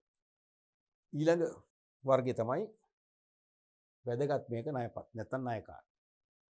මේ දැන් මේ කතා කර කාඩ් වර්ග අපි පහක්නේ. මේ පහෙන් 99.9%ක්ම හෝ 100ක් වත් කවන්නේ. තේරෙනවද? විභාගයට අහන්නේ ණයපත් ගැන. ක්‍රෙඩිට් කාඩ් ගැන. ණයපත් කියලා කියනවා එක්කෝ ණය කාඩ් කියලා කියනවා ඉංග්‍රීසියෙන් කියනවා ක්‍රෙඩිට් කාඩ් කියලා. මේ කියන්නේ ඒ වාණිජ බැංකු හෝ බලයලත් ආයතන විසින් එකඟත්වයට පැමිණි නැත්නම් අනුමත දෙකෙන් එකක්. එක්කෝ එකඟත්වයට පැමිණි ව්‍යාපාර වලින් නැත්නම් අනුමත ව්‍යාපාර වලින් නියමිත වටිනාකමක් දක්වා භාණ්ඩ හා සේවා ණයට ලබා ගැනීමට ඉඩ ලැබෙන පරිදි ගනුදෙනුකරුවන්ට හඳුන්වා දී ඇති නැත්නම් නිකුත් කර ඇති අවසර පතක්. නැත්නම් ප්ලාස්ටික් කාඩ් විශේෂය. තේරුණාද? හොඳට මතක තියාගන්න දැන් වාණිජ බැංකු සහ විවිධ පෞද්ගලික මූල්‍ය ආයතන මගින් තමයි මේ ණයපත් හඳුන්වලා දෙන්නේ. මේ ණයපතක් හඳුන්වා දීම තුලින් කරන්නේ කිසියම් අපිට අනුමැතිය දෙන ණය සීමාවක් දක්වා මුදල් නොගෙවා භාණ්ඩ හා සේවා මිලදී ගන්න අවස්ථාව උදා කරන එක. නැත්නම් ව්‍යවහාර මුදලින් නොගෙවා මේ ණයපතේ අනුමත සීමාවත් එක්ක ණයපත උපයෝගී කරගෙන ගෙවීම් පියවල භාණ්ඩ හා සේවා ලබා ගන්න දෙන අවසරය. වෙනත් විදිහකට කිව්වොත් අපිට එක්තරා සීමාවක් දක්වා පොලී රහිතව ණයක් ලබා දීම තමයි මේ කාඩ් එකෙන් කරන්නේ. තේරුණාද? පොලියක් රහිතව එක්තරා විදිහකට අපිට ණයක් අනුමත කරලා දෙනවා. අපි ඒ ණයෙන් ගෙවීම් කරනවා. භෞතිකව සල්ලි දෙන්නේ නැහැ ණය අර බැංකුවෙන් ණයක් ගන්නවා වගේ. තේරුණාද? මේ කාඩ් එකේ අපිට ණය සීමාවක් අනුමත කරනවා. තුමු ලක්ෂ 10ක් කියලා. ලක්ෂ 10ක් නම් අපේ ක්‍රෙඩිට් ලිමිට් එක ණය සීමාව ලක්ෂ 10ක් දක්වා අපිට භාණ්ඩ හා සේවා එකවර හෝ වරින් වර මිලදී ගන්න පුළුවන්. තේරුණානේ? එතකොට ඒ මිලදී ගන්න සෑම අවස්ථාවකම ඒ විකුණුම් කරු ළඟ තියෙනවා ඉලෙක්ට්‍රොනික ඩේටා සර්ච් මැෂින් කියලා විශේෂ යන්ත්‍රයක්. පරිගණකමය යන්ත්‍රයක්. තේරුණාද? විද්‍යුත් දත්ත පිරික්සුම් යන්ත්‍රය. ඔබ දැකලා ඇතිනේ. අන්න ඉලෙක්ට්‍රොනික ඩේටා සර්ච් මැෂින් එකට මේ කාඩ් පත සම්බන්ධ කරනවා. සමහරට කාඩ් එකේ අර චුම්බක පටියේ තියෙන පැත්ත ස්වයිප් කරන්න පුළුවන්. එහෙම නැත්නම් සමහරට ඉන්සර්ට් කරන්න තියෙන පොඩි කවුලුවක් නේ. ඉන්සර්ට් කරලා වෙන්න පුළුවන්. එහෙම නැත්නම් ඒ ඩේටා සර්ච් මැෂින් එක උඩින් තියන වෙන්න පුළුවන්. සමහරව ලං කරන්න විතරයි තියෙන්නේ. ලං කරද්දි ඒක එන්ටර් වෙනවා. ලං කරද්දි ඒක ඇතුල් කරද්දි නැත්නම් අර වගේ ස්වයිප් කරද්දි මොකද වෙන්නේ? කාඩ් පතේ අංකය, කාඩ් හිමියාගේ නම, කාඩ් පතෙන් දීපු ක්‍රෙඩිට් ලිමිට් එක, දැනට ගනුදෙනු කරන්න ඉතුරුලා තියෙන ප්‍රමාණය සියල්ල ඇතුළත් වෙලා දැන් කරන ගනුදෙනු වටිනාකම රුපියල් 5500ක් නම් 5500ක් අඩු කරගන්න. අඩු කරලා අපට පොඩි රිසිට් පතක් ලැබෙනවා. සාක්ෂියක් වශයෙන් මෙන්න මෙච්චර දැන් මේ කාඩ් එකෙන් පාවිච්චි කරා කියලා. තේරුණාද? ඒ ක්‍රෙඩිට් ලිමිට් එක ලක්ෂ 10 ක්‍රමානුකූලව ඇවිල්ලා බිඳුව වෙනවනේ. බිඳුව වෙද්දී අපිට පාවිච්චි කරන්න බෑ. ඩික්ලයින් කියලා සිග්නල් එකක් දීලා කාඩ් එක අපට ආපසු නිකුත් කරනවා. ඉලෙක්ට්‍රොනික ඩේටා සර්ච් මැෂින් එකෙන් ඒක බාර ගන්න සල්ලි නැහැ. තේරුණාද? ඊට පස්සේ නැවත අපි අපිට මාසිකව එවන ස්ටේට්මන්ට් එකක්. ඒක ඊ ස්ටේට්මන්ට් එකක් වෙන්න පුළුවන්. අපිට ගොඩක් කරලා දැන් එවන්නේ එහෙමනේ. තමන්ගේ ෆෝන් එකට පරිගණකයට එවනවා. එහෙම නැත්නම් සමහර අය තැපෑලෙම තාමත් ගෙන්න ගන්නවා. ගෙන්න ගත්තම ඒකේ තියෙන ඩියු ඩේට් එකක් ගෙවිය යුතු දිනයක්. ගෙවිය යුතු දිනේට සල්ලි ගෙවනවා. ගෙවුවම තමයි මේ කාඩ් එක පාවිච්චි කරන්න පුළුවන්. ඒ වගේ මේ ණයපතක් කියන්නේ එතකොට කිසියම් තෝරගත්ත ගනුදෙනුකරුවෙක් වෙත තෝරගත්ත පුද්ගලයෙකුට පොලී රහිතව ලබා දෙන ණය මුදලක් හා සමානයි. පොලී රහිතව ණය මුදලක් වටිනාකම ඇතුළත් කරලා ලබා දෙන කාඩ් එකක් හා සමානයි. තේරුණාද? අන්නේ අනුමත කරලා ඒ ණය මුදලේ වටිනාකමට දාලා දෙන කාඩ් එක. ඒ කාඩ් එකෙන් පුළුවන් අපිට මේ ණය මුදල ටික ටික එක එක ගෙවීම් වලට පාවිච්චි කරන්න. ඒක මේ කියන්නේ ඒ වාණිජ බැංකු හෝ වෙනත් බලයලත් මූල්‍ය ආයතන වගේ ඒවා විසින් එකඟත්වයකට පැමිණි. දැන් මේ කාඩ් එක හැමෝම බාරගන්නේ නැහැ. සෑම ව්‍යාපාරිකම බාරගන්නේ නැහැ. බැංකුව සමග එකඟ වෙච්ච ව්‍යාපාර තියෙනවා. තේරුණාද? බැංකුව සමග විවිධ ව්‍යාපාරිකෝ ගිවිසුම්ගත වෙනවා. ඒ බැංකුව යම් යම් පුද්ගලයන් නිකුත් කරන ණයපත් තමන් වෙත ගෙනවොත් ඒක බාර අරගෙන භාණ්ඩ හා සේවා ලබා දෙන බව. ඒකයි මේ කියන්නේ එකඟත්වයට පැමිණි. එහෙම නැත්නම් අනුමත ව්‍යාපාර කියලා කියන්න පුළුවන් ඒකට. අනුමත ව්‍යාපාර වලින් නියමිත වටිනාකමක් දක්වා භාණ්ඩ හා සේවා ණයට ලබා ගැනීම සල්ලි ගෙවන්නේ. ණයට ලබා ගැනීමට ඉඩ ලැබෙන පරිදි ගනුදෙනු කරන නිකුත් කර ඇති අවසරපත් විශේෂය. නැත්නම් ප්ලාස්ටික් කාඩ් විශේෂය තමයි ණය කාඩ් කියලා කියන්නේ. පැහැදිලිද? එතකොට මේ ක්‍රෙඩිට් කාඩ් වල ඉතිහාසය පොඩ්ඩක් අපි මතක් කරගමු. 1914 දී ඇමරිකාවේ යූනියන් වෙස්ටර්න් සමාගම විසින් පළමුවර ණයපතක් නිකුත් කරලා තියෙනවා. ඒක ඉතින් දිගු කාලයක් පැවතිලා නැහැ. නමුත් ජනප්‍රිය වී නැති බව විශ්වකෝෂ මගින් පෙන්වා දෙති. දීර්ඝ කාලයක් ක්‍රියාත්මක වෙන ජනප්‍රිය වෙලා නැහැ. ඊට පස්සේ 1920 දී ඇමරිකාවේ තෙල් සමාගම් සහ ශාඛා සහිත හෝටල් සමාගම් විසින් සිය ගනුදෙනුකරුවන්ට ණයපත් නිකුත් කරලා තියෙනවා. කෙසේ වෙතත් අද භාවිතා වන ණයපත් වලට පදනම වැටී ඇත්තේ 1950 දී නිව්යෝර්ක් නුවර හඳුන්වා දෙන ලද ඩයිනර්ස් කාඩ් නැමැති ණයපත් විශේෂයයි. ඩයිනර්ස් මේක ඩිනර්ස් නෙවෙයි ඩයිනර්ස් කාඩ් නැමැති ණයපත් විශේෂය.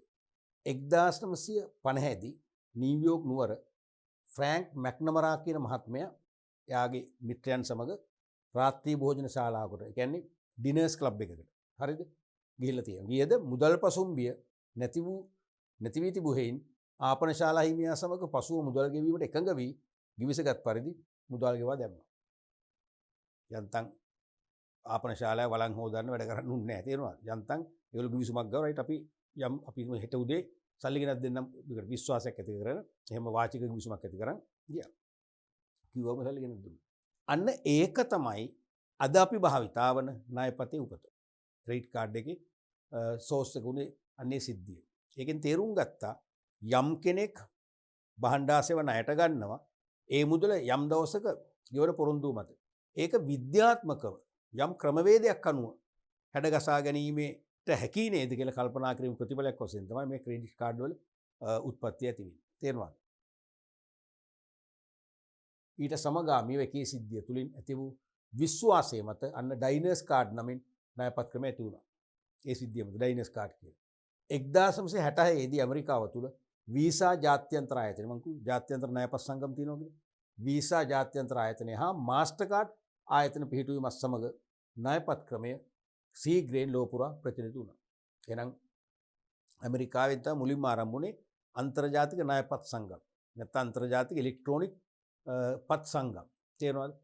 ඒ සංගම් වල ස්ථානගත වීමත් එක්ක බොහොම සීග්‍රේන් මේ ණයපත් හරපත් වගේ දේවල් මුද්‍රණය කරලා තමන්ගේ සමාජිකත්වය ලැබෙන බැංකු ආයතන නිකුත් කරලා ඒ බැංකු ආයතන වෙතින් ගනුදෙනුකරුවන් වෙත මුදා හැරීම සහ ඔවුන් දැනුවත් කිරීම, ඔවුන් මිලදී ගන්න පෙළඹවීම තුළින් මෙන්න මේ ණයපත් ක්‍රමය අද බොහොම විශාල කියන්නේ ලෝක ව්‍යාප්ත රැල්ලක් වශයෙන් අද මිනිසු පිළිගන්නවා. ලංකාවේ 1979 දී ගෝල්ඩන් කී කාඩ් පත් පළමුවරට හඳුන්වා දුන්නා මුලින්ම. ඊට පස්සේ තමයි නිකුත් ණයපත් එළියට එන්නේ, කරලියට එන්නේ. පැහැදිලිද? ඊළඟට මේ තියෙන්නේ සාම්පල් එකක්. Sample of credit card. ණයපත. පොත මේක අහනවමනේ දරුවනේ. මේක අහනවමයි. විභාගෙදී ණයපතක මූලත සඳහන් මූලිකාංග කියලා ඇහුවා. මම හිතන්නේ ඒක දිගින් දිගටම ඇහුවා. ණයපතක පිටුපස සඳහන් එකත් එකම එක සැරයක් ඇහුවා මතකයි. එකම එක සැරයක්. හැබැයි ඊට පස්සේ නම් ඇහුවේ නෑ. නමුත් ඒකත් අහන්න පුළුවන්. මේ මුහුණ දෙක දැනගන්න ඕන. මේ තියෙන ක්‍රෙඩිට් කාඩ් එකක මූලික කොටස්. ඔබට පේනවා මෙතන තියෙනවා කොටස් එකක්. මෙන්න මෙතන තියෙනවා මේක එක. ඊට පස්සේ මෙතන තියෙනවා දෙවෙනි එක චිප් එක. තුන්වෙනි එක මෙතන අංක මාලාවක් තියෙනවා. මේක 3 කියලා දාමු. ඊපස්සේ මෙතන තියෙනවා අංක 4 නමක් පේනවා. මෙන්න මෙතන තියෙනවා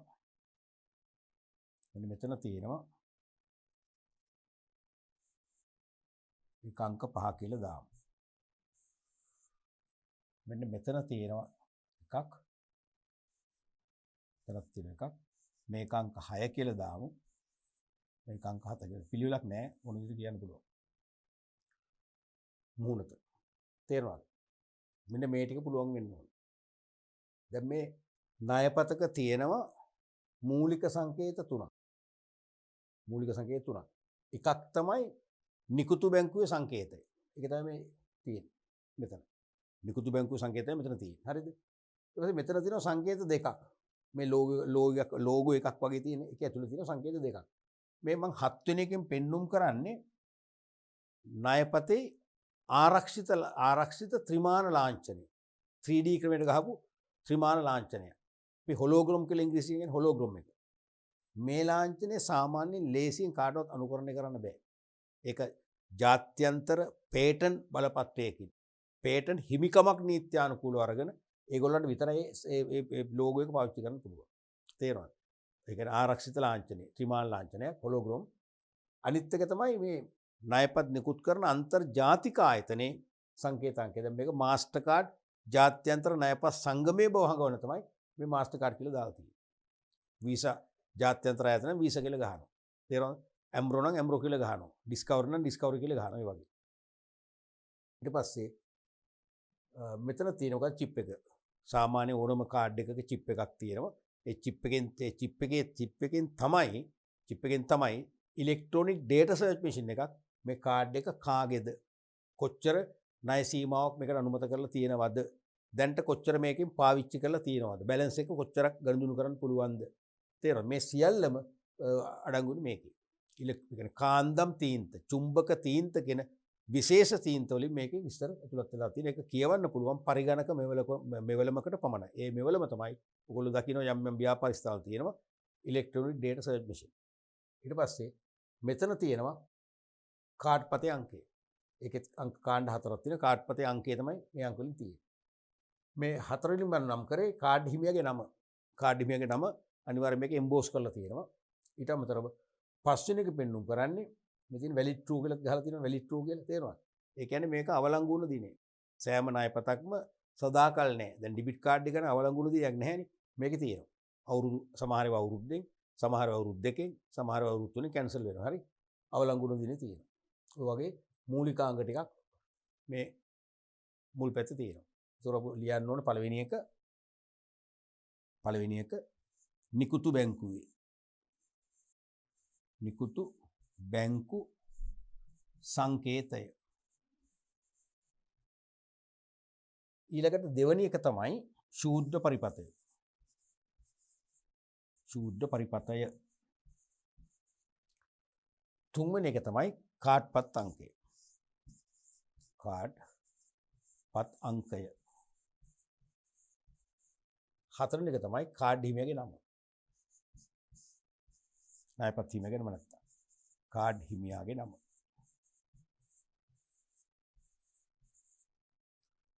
පස්වෙනි එක තමයි කල්ලිකුත් වන දිනේ.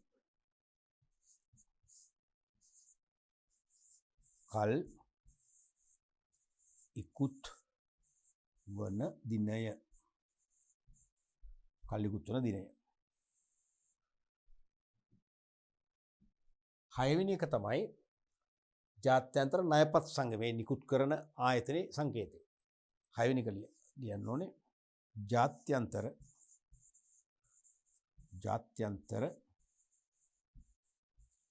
ණයපත් සංගමයේ සංකේතය. හත්වෙනි එක තමයි අර හොලෝග්‍රෑම් කියන එක. ආරක්ෂිත ත්‍රිමාන ලාංඡනය. හත්වෙනි එක. ආරක්ෂිත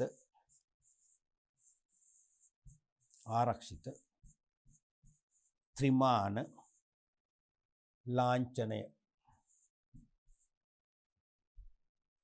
ත්‍රිමාන ලාංඡනය. අපි ඔකට ඉංග්‍රීසියෙන් කියන හොලෝග්‍රෑම් කියන. හොලෝග්‍රෑම්.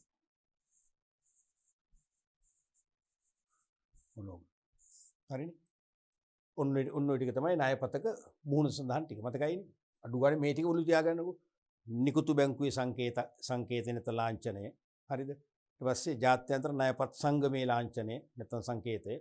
ඊට පස්සේ ආරක්ෂිත ත්‍රිමාන ලාංඡන තුනයි. මතකනේ? ආරක්ෂිත ත්‍රිමාන ලාංඡනය, ජාත්‍යන්තර ණයපත් සංගමයේ ලාංඡනය, නිකුතු බැංකුවේ ලාංඡන තුන තියෙනවාමයි සෑම ණයපතකම. හරිද? ඊට අමතරව කාඩ් හිමියාගේ නම, කාඩ් පත් අංක පහක් මතක තියාගන්න ලේසියි. ඒතර මේ ශූද්‍ර පරිපතය වගේ දේවල් අවශ්‍යම නැහැ. තේරෙනවද? අනිත් එක කල්ලිකුත් වල දිනේ. පැහැදිලිද? රයිට්. ඊළඟට අපි බලමු මේකේ පිටුපසක් තියෙන එකපාරක් විභාගයට ඇහුවොත්. පිටුපස තියෙන්නේ ඔබට මෙන්න මේ කළු පාට තියෙන මෙන්න මේක තමයි මේ කාන්දම් පටිය. ඉතින් අපි මේක එක කියලා දාගත්තොත් මේක එක කාන්දම් පටිය. මේ කාන්දම් පටිය තමයි අර ඉලෙක්ට්‍රොනික ඩේටා සර්ච් මැෂින් එකේ දාලා ස්වයිප් කරද්දී මේ කාන්දම් පටියේ තියෙන ටික ඒ මැෂින් එකට අරගෙන ඒ කියන්නේ මැෂින් එකේ රීඩර් සෝටර් එකකින් කියවනවා. කියවද්දි මේකේ ඔක්කොම ටික තියෙනවා. අනුමත ණය සීමාව, කාඩ් හිමියාගේ නම, කාඩ් පත් අංකය සියල්ලම මේකේ තියෙනවා. තේරුණාද? ඊට පස්සේ ඔබට පේනවා මෙන්න මෙතන තියෙනවා. අපි 2 කියලා දාමු. මෙන්න මේ පටිය. මොකද්ද මේ? අත්සන් තීරුව. අපි කාඩ් එකක් ලබාගත් විගසම මෙන්න මෙතන අපි අස්සනක් දාන්න පෑනකි. මේ අස්සන සමහරට මැකේ. මොකද ප්ලාස්ටික් කාඩ්නේ. මැකුණට කමක් නැහැ. සාමාන්‍යයෙන් මේකේ තියෙනවා විශේෂිත රසායනික ද්‍රව්‍ය කෙමිකල් තියෙනවා. ඒ අපි පෑනකින් ලිව්වම හරිද? ඒ අර කෙමිකල් එක උඩ මේ අපි ලියපු දේ ඇදෙන එක පියවි හැට බලා ගන්න බෑ. පියවි හැට දේ අරගත්ත හැට බලන්න බෑ. තේරෙනවද? නමුත් ඒක පුළුවන් මොකද්ද? විශේෂිත පරිගණක මෙවලම් වලට විශේෂිත පරිගණක කියවන යන්ත්‍රයකකට පුළුවන් ක්‍රියේට් කරන්න. ඒ නිසා අස්සන තියෙනවා ලකුණවල. තේරුණාද? දැන් මේක අපේ රටේ නම් තරම් කෙරෙන්නේ නැහැ. අපේ රටේ මගේ ණයපත අරගෙන ඕගොල්ලෝ ගිහලා බඩු ගන්න පුළුවන්. මොකද අස්සන චෙක් කරන්නේ නැහැ. තේරුණාද? නමුත් විදේශ රටවල බොහෝ රටවල අපි බඩු ගන්න ගියන් පස්සේ අපිට කියනවා අස්සන ගහන්න කියලා. හරිද? ඒ අත්සන මොකද කරන්නේ? මේක අල්ලනවා පාරජම්බුල කිරණ ලාම්පුවකට. සුපර් මාකට් එකේ කියනකො සුපර් මාකට් එකේ කැෂියර් එකේ තියෙනවා පාරජම්බුල කිරණ ලාම්පුව කියනවා අපි ඒවට කියනවා බ්ලැක් ලයිට් කිලින් රිසීවර්. බ්ලැක් ලයිට් එළෝ මේ අස්සන හොඳට හයිලයිට් වෙලා නිකන් රේඩියම් කලර්ස් වලින් පිටන නිකන් රැයට අර ඔඩ්ලූසුළු පේන රේඩියම් කලර්ස් ඒ වගේ පාටකින් මේ අස්සන හොඳට පේනවා බ්ලැක් ලයිට් එකේ. තේරෙනවද? ඒ අස්සනයි අපි අර කුයිතාංශී ගාව අස්සන දෙක ටැලි වෙන්න ඕන. ටැලි වුනේ නැත්තම් අපිට මේ බහන්න නිකුත් කරන්නේ නැහැ. සමහරට අපිට අපිව සමහරට පොලිසියට ආරක්ෂක අංශයට යොමු කරන්න පුළුවන්. විදේශවල කරන ක්‍රම හොඳයි. අපේ රටේ එහෙම කරන්නේ නැහැ. ඕන කෙනෙකුට ගන්න පුළුවන්. තේරෙනවද? ඊළඟට මේකේ නිකුත් කරන බැංකුවේ නම තියෙනවා. එකම කාඩ් සෙන්ටර් එකක්. හැම ණයපත් නිකුත් කරන බැංකුවක්ම කාඩ් මධ්‍යස්ථානය පවත්වාගෙන යනවා. මේ බැංකුවේ බොහෝලාට මේක තියෙන හෙඩ් ඔෆිස් එකේමයි. ප්‍රධාන කාර්යාලයේ ඒ කාඩ් මධ්‍යස්ථානයේ තමයි මේ කාඩ්පත් මෙහෙයුම් කටයුතු සියල්ලම කරන්නේ. කාඩ් හිමියන් වෙනුවෙන් account එකක් ඕපන් වෙන්නේ ඒ කාඩ් සෙන්ටර් එකේ. දැන් මම වෙනුවෙන් මම ක්‍රෙඩිට් කාඩ් එකක් පාවිච්චි කරන account එකක් ඕපන් කරනවා. හරිද? account එකේ තියෙනවා මට අනුමත සීමා ලක්ෂ 5 ලක්ෂ 5. මම ගන්න හැම එකක්ම මගේ account එකට මොකද වෙන්නේ? අර වෙලා යනවා. ඒ වගේ යන්නේ මෙහෙයුම් සෙන්ටර් එක සහ ඒකේ ලිපිනේ තියෙනවා. තේරුණාද? ඊට අමතරව මෙතන තියෙනවා හොට්ලයින් නම්බර් එක. කියන්නේ හදිස්සියවත් කාඩ් එක නැති වුණොත් හරි නැත්නම් අපිට කාඩ් එක ඇක්ටිව් කරගන්න මොනවා හරි අපි කාඩ් එකේ බැලන්ස් එක බලා ගන්න. ඉතින් අපි දැන් අපි කාඩ් එක අපිට ලක්ෂ 5ක අනුමතයි. ගණදුරු කරා දැන් මතක නැහැ කොච්චර බැලන්ස් එකක්ද කියලා. තේරුණාද? අපිට ඕනනම් මේ හොට්ලයින් නම්බර් එක කතා කරලා අපේ විස්තර ඒගොල්ලෝ අහනවා. අපිට පුළුවන් බැලන්ස් එක දැන් රුපියල් 75000ද ලක්ෂද කියලා හොයාගන්න පුළුවන්. තේරුණාද? එහෙනම් මෙන්න මෙතන තියෙනවා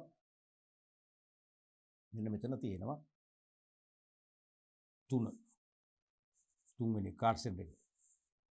දෙකේ නමයි ලැබෙන දෙක. මෙතන තියෙනවා හදිසි දුරකථන ඇමතුම් අංක 4. ඔය 4 දැම්මම ඇති. පළවෙනි එක තුන දාන්න ඕනේ පිටුපස. පිටුපස මේ තියෙන පිටුපස. මේ පිටුපස මේ ඉදිරිපස.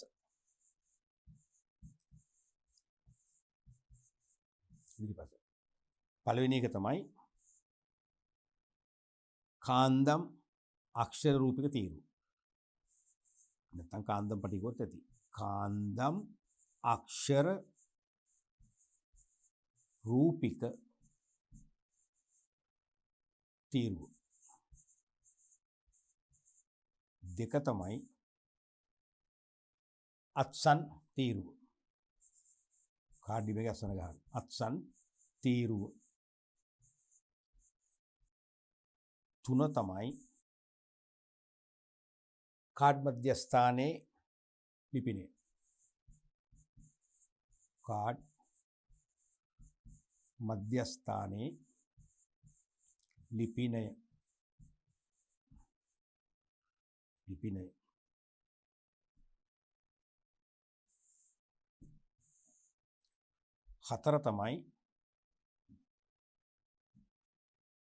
හතර තමයි මොකක්ද දැම්මේ හොට්ලයින් නම්බර එක.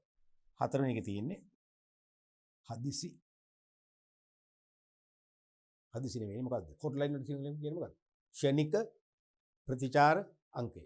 ෂණික ප්‍රතිචාර කියන්නේ අපි කතා කරපුවා ටක් ගාලා ඒගොල්ලෝ ආන්සර් කරනවා අපට අවශ්‍ය සේවය ලබා දෙනවා. ෂණික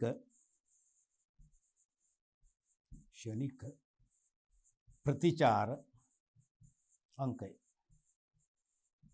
කොච්චර? ඔන්නේ මූලිකාංග 4 ලියුවා නම් ඇති පිටුපසේ හොදි. නමුත් මතක දෙන්න අහන්නේ බොහෝ විට මේ අවුරුද්ද වෙන්න පුළුවන් 2021 වෙන්න පුළුවන් 22 වෙන්න පුළුවන් 23 වෙන්න පුළුවන් ගොඩක් වෙලාට මේ මුල් පැත්තේ අහන්නේ. පැහැදිලිද? අපි යමු ඊළඟ කොටසට. ණයපත් නිකුත් කිරීමේදී සලකා බලන සාධක. දැන් දරුවනේ ණයපතක් හැමෝටම නිකුත් කරන්නේ නැහැ. තේරුණාද? අපි බැංකුවකින් ක්‍රෙඩිට් කාඩ් එකක් ඉල්ලුවොත් එහෙම හැමෝටම දෙන්නේ නැහැ. සාධක කීපයක් සලකනවා.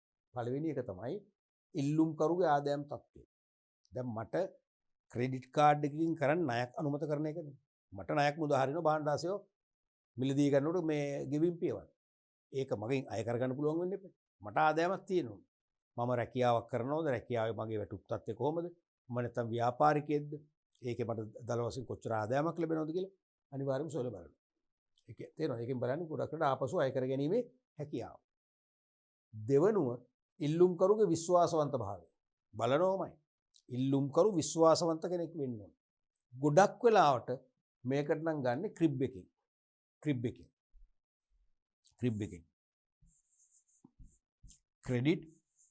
ක්‍රෙඩිට් ඉන්ෆර්මේෂන් බියුරෝ ඔෆ් ශ්‍රී ලංකා කියන ක්‍රිබ් එක. තේරෙනවද? මේ ක්‍රිබ් එකෙන් ගන්න රිපෝට් එක. ඒක වාර්තාවක්. තොරතුරු වාර්තාව ගෙන්න ගන්නවා. මොකද මම ඕනෑම මූල්‍ය ආයතනයකින් නැත්නම් ඕනෑම බැංකුවකින් ඕනෑම ආකාරයක ණය මුදලක් ගත්තා නම් අදාළේ මට ණය මුදහල බැංකුව මගේ විස්තර ශ්‍රී ලංකා ණය තොරතුරු කාර්යාංශයට යොමු කරන බව ඔයගොල්ලෝ දන්නවා. යොමු කරලාම මම විනින් ණය තොරතුරු කාර්යාංශයේ ගිණුමක් විවෘත වෙනවා. මම ගත්ත ණයවල විස්තර, ණය ලබාගත් ණය ප්‍රමාණය, මට ණය මුදහල මූල්‍ය ආයතනය, මම ණය වාරික ගෙවෙන ආකාරය, මාසික වාරික නම් මාසික වාරිකය, පළවෙනි වාරිකය ආරම්භ කරන දිනය, අවසන් වාරිකය ගෙවිය යුතු දිනය නැත්නම් මාසය. ඒ සියල්ලම තියෙනවා. සහ මාස්පතා මම ණය වාරික ගෙවනකොට ඒවත් ඒකට වාර්තා වෙනවා. හරිද? ඒ නිසා සාමාන්‍යයෙන් බැංකුවක් දැන් සියලුම ලංකාවේ සියලුම ණය දෙන මූල්‍ය ආයතන මේ ක්‍රිබ් එකේ සමාජිකව වෙලා ඉවරයි. ඒ නිසා සාමාන්‍යයෙන් මූල්‍ය ආයතනයක් මට ඕනෑම ණය මුදලක් දැන් ක්‍රෙඩිට් කාඩ් එකෙන් දෙන්නේ ණයක්. ඒක පස්සේ අපි ඉගෙන ගන්න ඒක විකුණුම් ණය කියලා සේල්ස් ලෝන් එකක්. ණයක්නේ දෙන්නේ. එක්ක ව්‍යාපාරික ණයක්, පාරිභෝගික ණයක්, ඒ වගේ ණයක් මුදා හරින්න පෙර ක්‍රිබ් එකෙන් තොරතුරු වාර්තාවක් දෙනවා. ක්‍රිබ් එක යන්න දෙනවා විස්තර. ඒ ක්‍රිබ් එකේ වාර්තාවෙන් පේන මම ණය මුදලක් කරන් තියෙනවා ලක්ෂ 15ක. හරිද? මාසෙක රුපියල් 56000ක් වාරිකයක් ගෙවනවා. තාම මාස 3යි ගෙවලා තියෙනවා. තව වාරික 33ක් තියෙනවා. අවුරුදු 3කින් ගෙවන්නේ.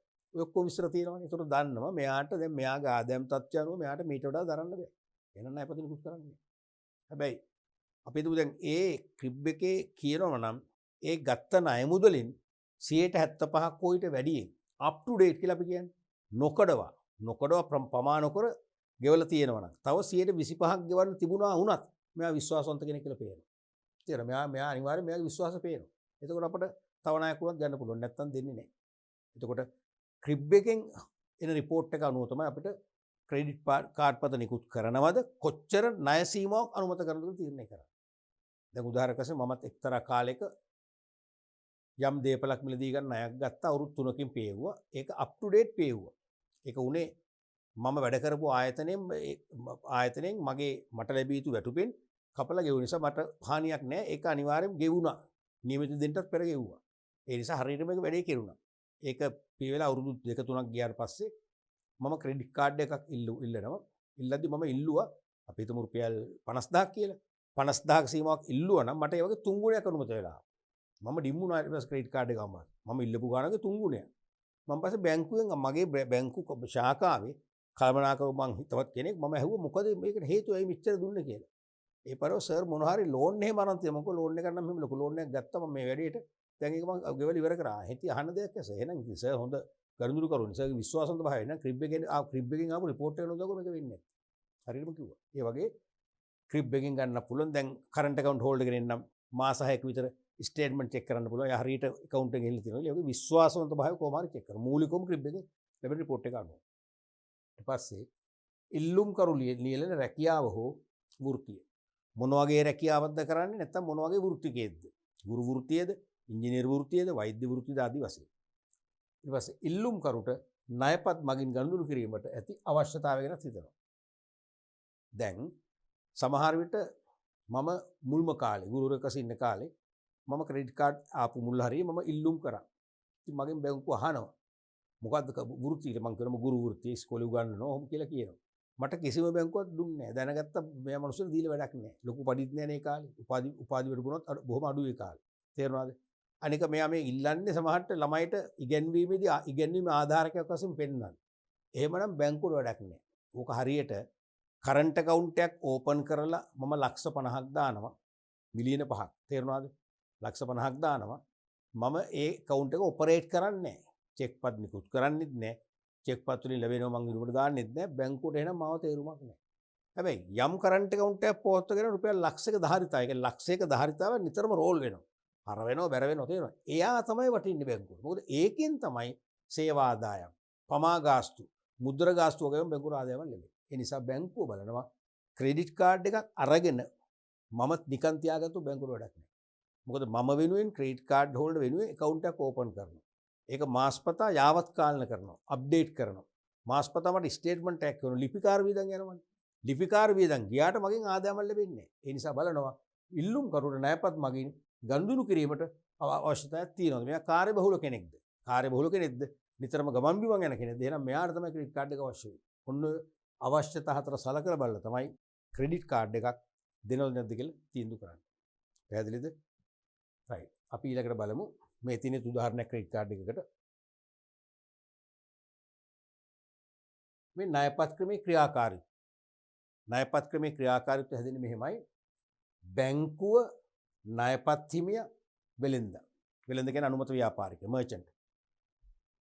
මේ අංක එකකින් පෙන්වුම් කරන්නේ මොකක්ද? අංකෙන් පෙන්වුම් බැංකුව ණයපත් හිමියට ණයපතක් මුදා හරිනවා. ඒ ණයපත් හිමිය බැංකුවකින් ණයපතක් ඉල්ලනවා පොඩි ඇප්ලිකේෂන් එකක් පුරවලා දීලා ඊට පස්සේ ණයපත මුදා හරිනවා. අංක දෙකෙන් පෙන්වුම් කරන්නේ ණයපත් හිමිය වෙළෙන්දෙක්ගෙන් භාණ්ඩ ලබා ගන්නවා. ඒ කියන්නේ භාණ්ඩ ඉල්ලුම් කරනවා. ඉල්ලුම් කරලා තුන්වෙනින් පෙන්වුම් කරන මෙයා භාණ්ඩ ලබා ගන්න. ඉල්ලුම් කරලා පියවන්නේ මොකෙන්ද? ණයපත් මගින්. තේරුණාද? ඉල්ලුම් කරලා පියවන්නේ ණයපත් මගින්. එතකොට හතරෙන් පෙන්වුම් කරන්නේ වෙළෙන්ද විසින් බැංකුවට තොරතුරු දෙනවා.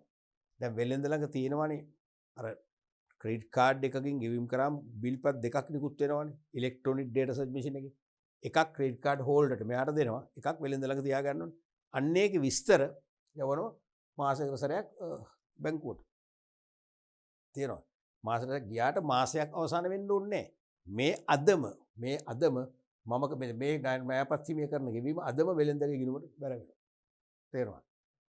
ඊට පස්සේ බැංකුව මොකද කරන්නේ? වෙළෙන්දට ගෙවනවා කියන්නේ ඒ මේ අදම ගිණුමට සල්ලි බැර කරනවා. තේරෙනවද? මාස්පතා තමයි මේ ඩීටේල්ස් යවන්නේ.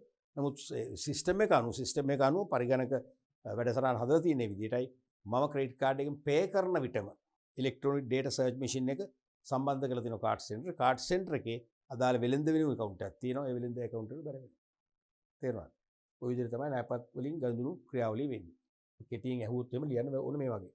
රංක එක ලියන්න ඕනේ. ණයපත් නිකුත් කිරීම. ණයපතක් නිකුත් කිරීම. කොහෙන්ද? බැංකුවේ.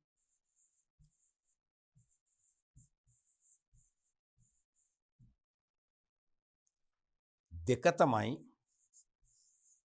තමයි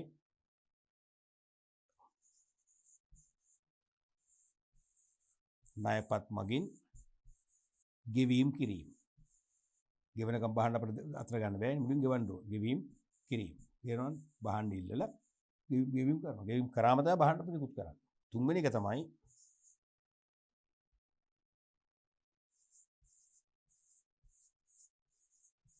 වෙළඳුන් විසින්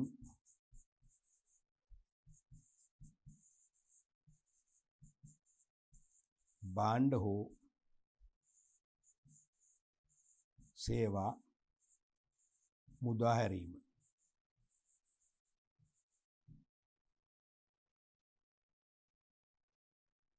අංක 4 තමයි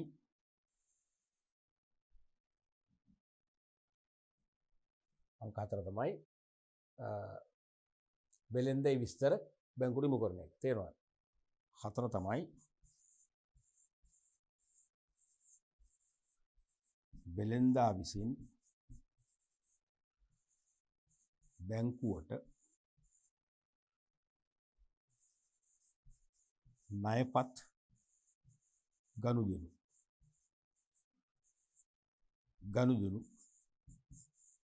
විස්තර ලබා දීම. පස්වෙනි එක තමයි බැංකුවෙන් වෙළෙන්දට ඒ මොහොතේ මේ කියන්නේ ගනුදෙනු සිදු වුණාම වෙළෙන්දා ගිරුමට ඒ සල්ලි බැර කරනවා. නියමිත වටිනාකම් බැංකුවෙන්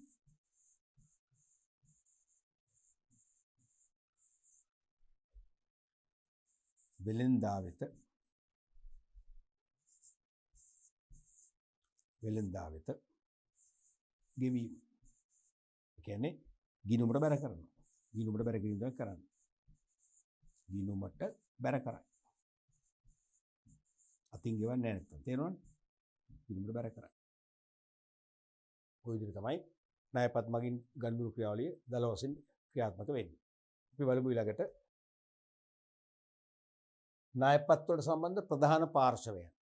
ණයපත් වලට සම්බන්ධ ප්‍රධාන පාර්ශව හතරක් ඉන්නවා. එක්කෙනෙක් තමයි කාඩ් හෝල්ඩර්. ඒ කියන්නේ ණයපත් හිමියා. ඒ කියන්නේ ණයපතක් ඉල්ලුම් කර ලබා ගන්න පාර්ශවය. පුද්ගලික හෝ ආයතනය.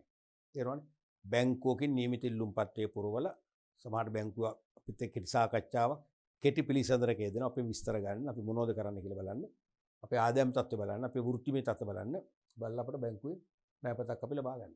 එහෙනම් ඒ ලබා ගන්න පාර්ශවය තමයි ණයපත් හිමියා කියන්නේ. දෙක තමයි ඉෂුවින් බැංක්, නිකුතු බැංකුව. ණයපතක් ඉල්ලුම් කරාම ඉල්ලුම් කරුට ඒ ණයපත මුදා හරින බැංකුව තමයි මෙන් අදහස් කරන්නේ. ණයපත් ඉල්ලුම් කරනකොට ඒවා මුදා හරින බැංකුව.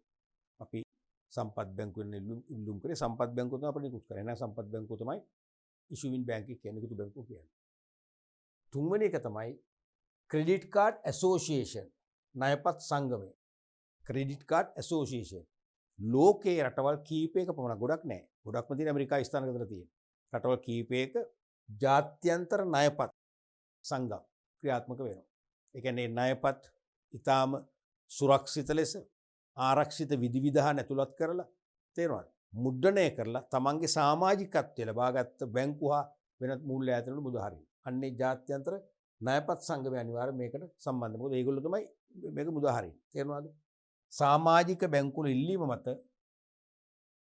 බැංකු වෙත ණයපත් නිකුත් කරන ජාත්‍යන්තර සංගමයන් ණයපත් සංගම. උදාහරණ වශයෙන් අපිට කීපයක් මතක් කරන්න හොඳයි. මොකද දෙපාරක් විභාගයට ඇහුවා ප්‍රධාන ජාත්‍යන්තර ණයපත් සංගම් දෙකක් නම් කරන්න කියලා වාස්තුවික ප්‍රශ්න වලට. ඇහුවොත් ප්‍රධානම දෙක මතකයිනේ. ප්‍රධානම දෙක ලියුවා නම් තමයි වඩා හොඳ. ප්‍රධානම දෙක තමයි එකක් වීසා. වීසා ජාත්‍යන්තර ආයතනය. අනිත් එක මාස්ටර් කාඩ්. ප්‍රධානම දෙක. මාස්ටර් කාඩ් ජාත්‍යන්තර ආයතනය. තව තියෙනවා. පිටින් ලියුවොත් තව මොනවද? American express. American express. American express. තව තියෙනවා ඩිස්කවරි. ඩිස්කවරි.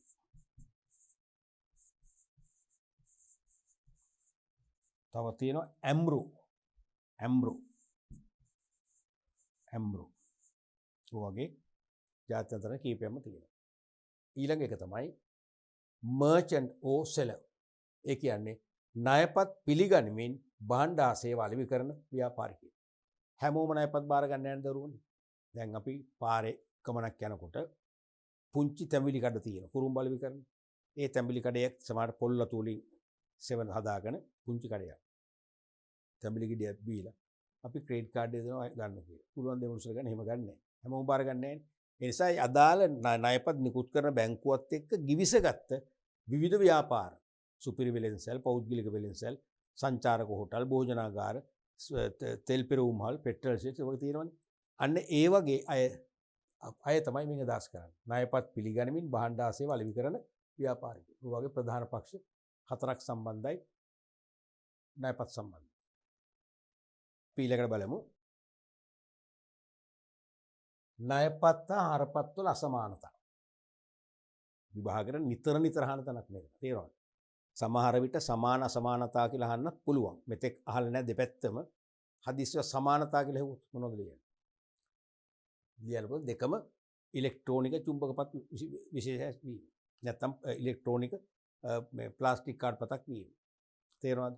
දෙකෙන්ම භාණ්ඩ ආශ්‍රයව මිලදී ගැනීමේදී ගෙවීම් කළ හැකි වීම. තේරෙනවද? දෙකම නිකුත් කරන්නේ කිසියම් මූල්‍ය ආයතනයක් මගින්. ඒ වගේ ලියන්න පුළුවන්. වැඩිපුර මහානේ අසමානකම්. මුල් පැත්තට ණයපත් අනිත් පැත්තට හරපත් මේ වගේ අංක දාලා පැහැදිලි ලියන්න මම කියවනේ මතකනේ. ප්‍රස්ථාන රටා 27න් එකක් මේක අසමානකම් ලියනකොට මෙන්න මේ වගේ නිර්වුල්ල දැන් මේක නිර්වුල්නේ අංක දාලා තියෙනවා පිළිවෙලයි කියවන ලේසි පරීක්ෂකවරයාට හෝ වරියට ඉතා පහසුවෙන් කියව ගන්න පුළුවන් නිසා ඒගොල්ලෝ අපිට ලකුණු භාගයක් හරි වැඩිපුර අපේ පැත්තට නෙලා ගන්න පුළුවන් වෙන ආකාරයෙන් ලියන්නට ඕන. තේරුණානේ?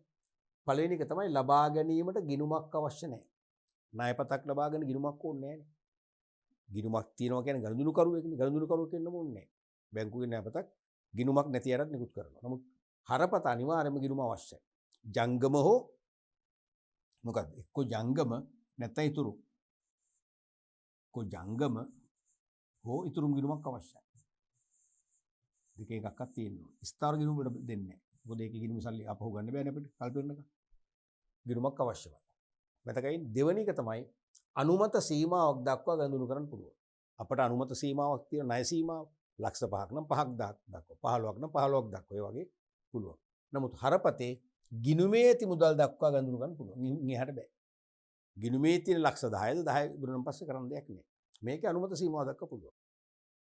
තුන්වෙනි එක තමයි කල්පිරන දිනයක් තියෙනවා. ණයපත්වල කල්පිරෙනවා. අවුරුදු දෙක උපරිම 3න් කල්පිරනවා. අපට අලුත් ණයපතක් ලබා ගන්න සමහර අපි ඉල්ලන්නේ නැතුව බැංකුව අපිට කුරියර් සර්විස් නිවෙස්වලට මෙවරනවා. තේරුණාද? අරකේ හරපතේ කල්පිරන දිනයක් නැහැ. ඒක අපිට ඩැමේජ් වෙනකම් පාවිච්චි කරන්න පුළුවන්. ඊට පස්සේ දඩපොලි වලට යටත් වෙනවා ණයපත්. මොකද ණයපතකින් අපිට දෙනවනේ ණය කාලයක් කියලා එකක්. අපි කියන ක්‍රෙඩිට් ටර්ම් එක ක්‍රෙඩිට් පීරියඩ් එක. සාමාන්‍යයෙන් දින 45ක්. අද අපි ණයට බඩු ගත්තොත් දින 45කින් තමයි ගෙවන්න අපිට වෙන්නේ. ලොකු chance එකක් එක තේරෙනවද? ඒතර මාසිකව ස්ටේට්මන්ට් එක එනවා. ස්ටේට්මන්ට් එක ස්ටේට්මන්ට් එකක් වෙන්න පුළුවන් නැත්නම් නෝමල් පෝස්ට් එක එනවා වෙන්න පුළුවන්. ඒ ස්ටේට්මන්ට් එකේ තියෙනවා ගෙවන්න ඕනේ අවම මුදලක් තියෙනවා නැත්නම් නියමිත බිල දිනයට ගෙවන්න ඕනේ මුළු මුදල තියෙනවා. ඒ ප්‍රමාණය ගෙවන්න ඕනේ. ගෙව්වේ නැත්නම් අපට අනිවාර්යයෙන්ම දඩපොලියක් ගෙවන්න වෙනවා. නමුත් හරපතේ දඩපොලිය නෑ. ඇයි නැත්? අපේ සල්ලි පාවිච්චි කරන්නේ. ගිණුමේ මගේ තියෙන සල්ලි මම පාවිච්චි කරනවා. සල්ලි උරුණන් පස්සේ කාඩ් එකෙන් ගෙවන්න විදියක් නෑ. ඒ නිසා කවදාකවත් පමා ගාස්තු දඩපොලි දෙකම නෑ මේක. මේකේ තියෙනවා. ඊට පස්සේ ලබා ගැනීමේ කොන්දේසි සාපේක්ෂව වැඩි ණයපත් වලට අරගෙන අඩුයි. ප්‍රශ්නයක් නෑනේ. බැංකුවේ කරන්ට් account එකක් ඕපන් කරනවා, සේවිංස් account එකක් ඕපන් කරනවා, බැංකුවේ ගනුදෙනු කරුවෙක් කාඩ් එකක් දෙනවා. එයා සල්ලි දැම්මොත් account එකට ගනුදෙනු කරන්න පුළුවන් නැත්නම් නෑ. ප්‍රශ්නයක් නෑ. මේක එහෙම නෙවෙයි. මේකේ ප්‍රශ්න ගොඩක් ඇති වෙන්න පුළුවන්. ක්‍රෙඩිට් කාඩ් එක වෙන කෙනෙක් පාවිච්චි කරන්න පුළුවන්. සොරකම් කරන්න පුළුවන්. තේරෙනවද? ඒ නිසා ක්‍රෙඩිට් කාඩ් එක ඉතා සුරක්ෂිතව විශ්වාසයෙන් ගනුදෙනු කරන අයට තමයි බැංකුවක් ක්‍රෙඩිට් කාඩ් එක ඉෂුව කරන්නේ. ඒ නිසා කොන්දේසි වැඩි මෙතන. ඔන්න වගේ අසමානකම් කීපයක් තියෙනවා ණයපත් සහ හරපත් වල. පැහැදිලිද? ඊළඟට වාසි. විභාගෙට දිගින් දිගටම අහනවා ණයපත් ක්‍රමේ වාසි. ගොඩක් වෙලාවට අහන්නේ ගනුදෙනු කරුට අපේ පැත්තයි ඒ වගේම වෙළඳුන්ටයි. බැංකු වලටත් පැති. අපි තුන් පැත්තම කතා කරනවා. ණයපත් මගින් ගනුදෙනු කරද්දී ගනුදෙනු කරවගෙන අපිට ලැබෙන වාසි වැඩිපුරම විභාගයට අහන්නේ ඕක. හරිද? දෙවනුව ඒ නිකුත් කරන බැංකු වලටත් වාසි.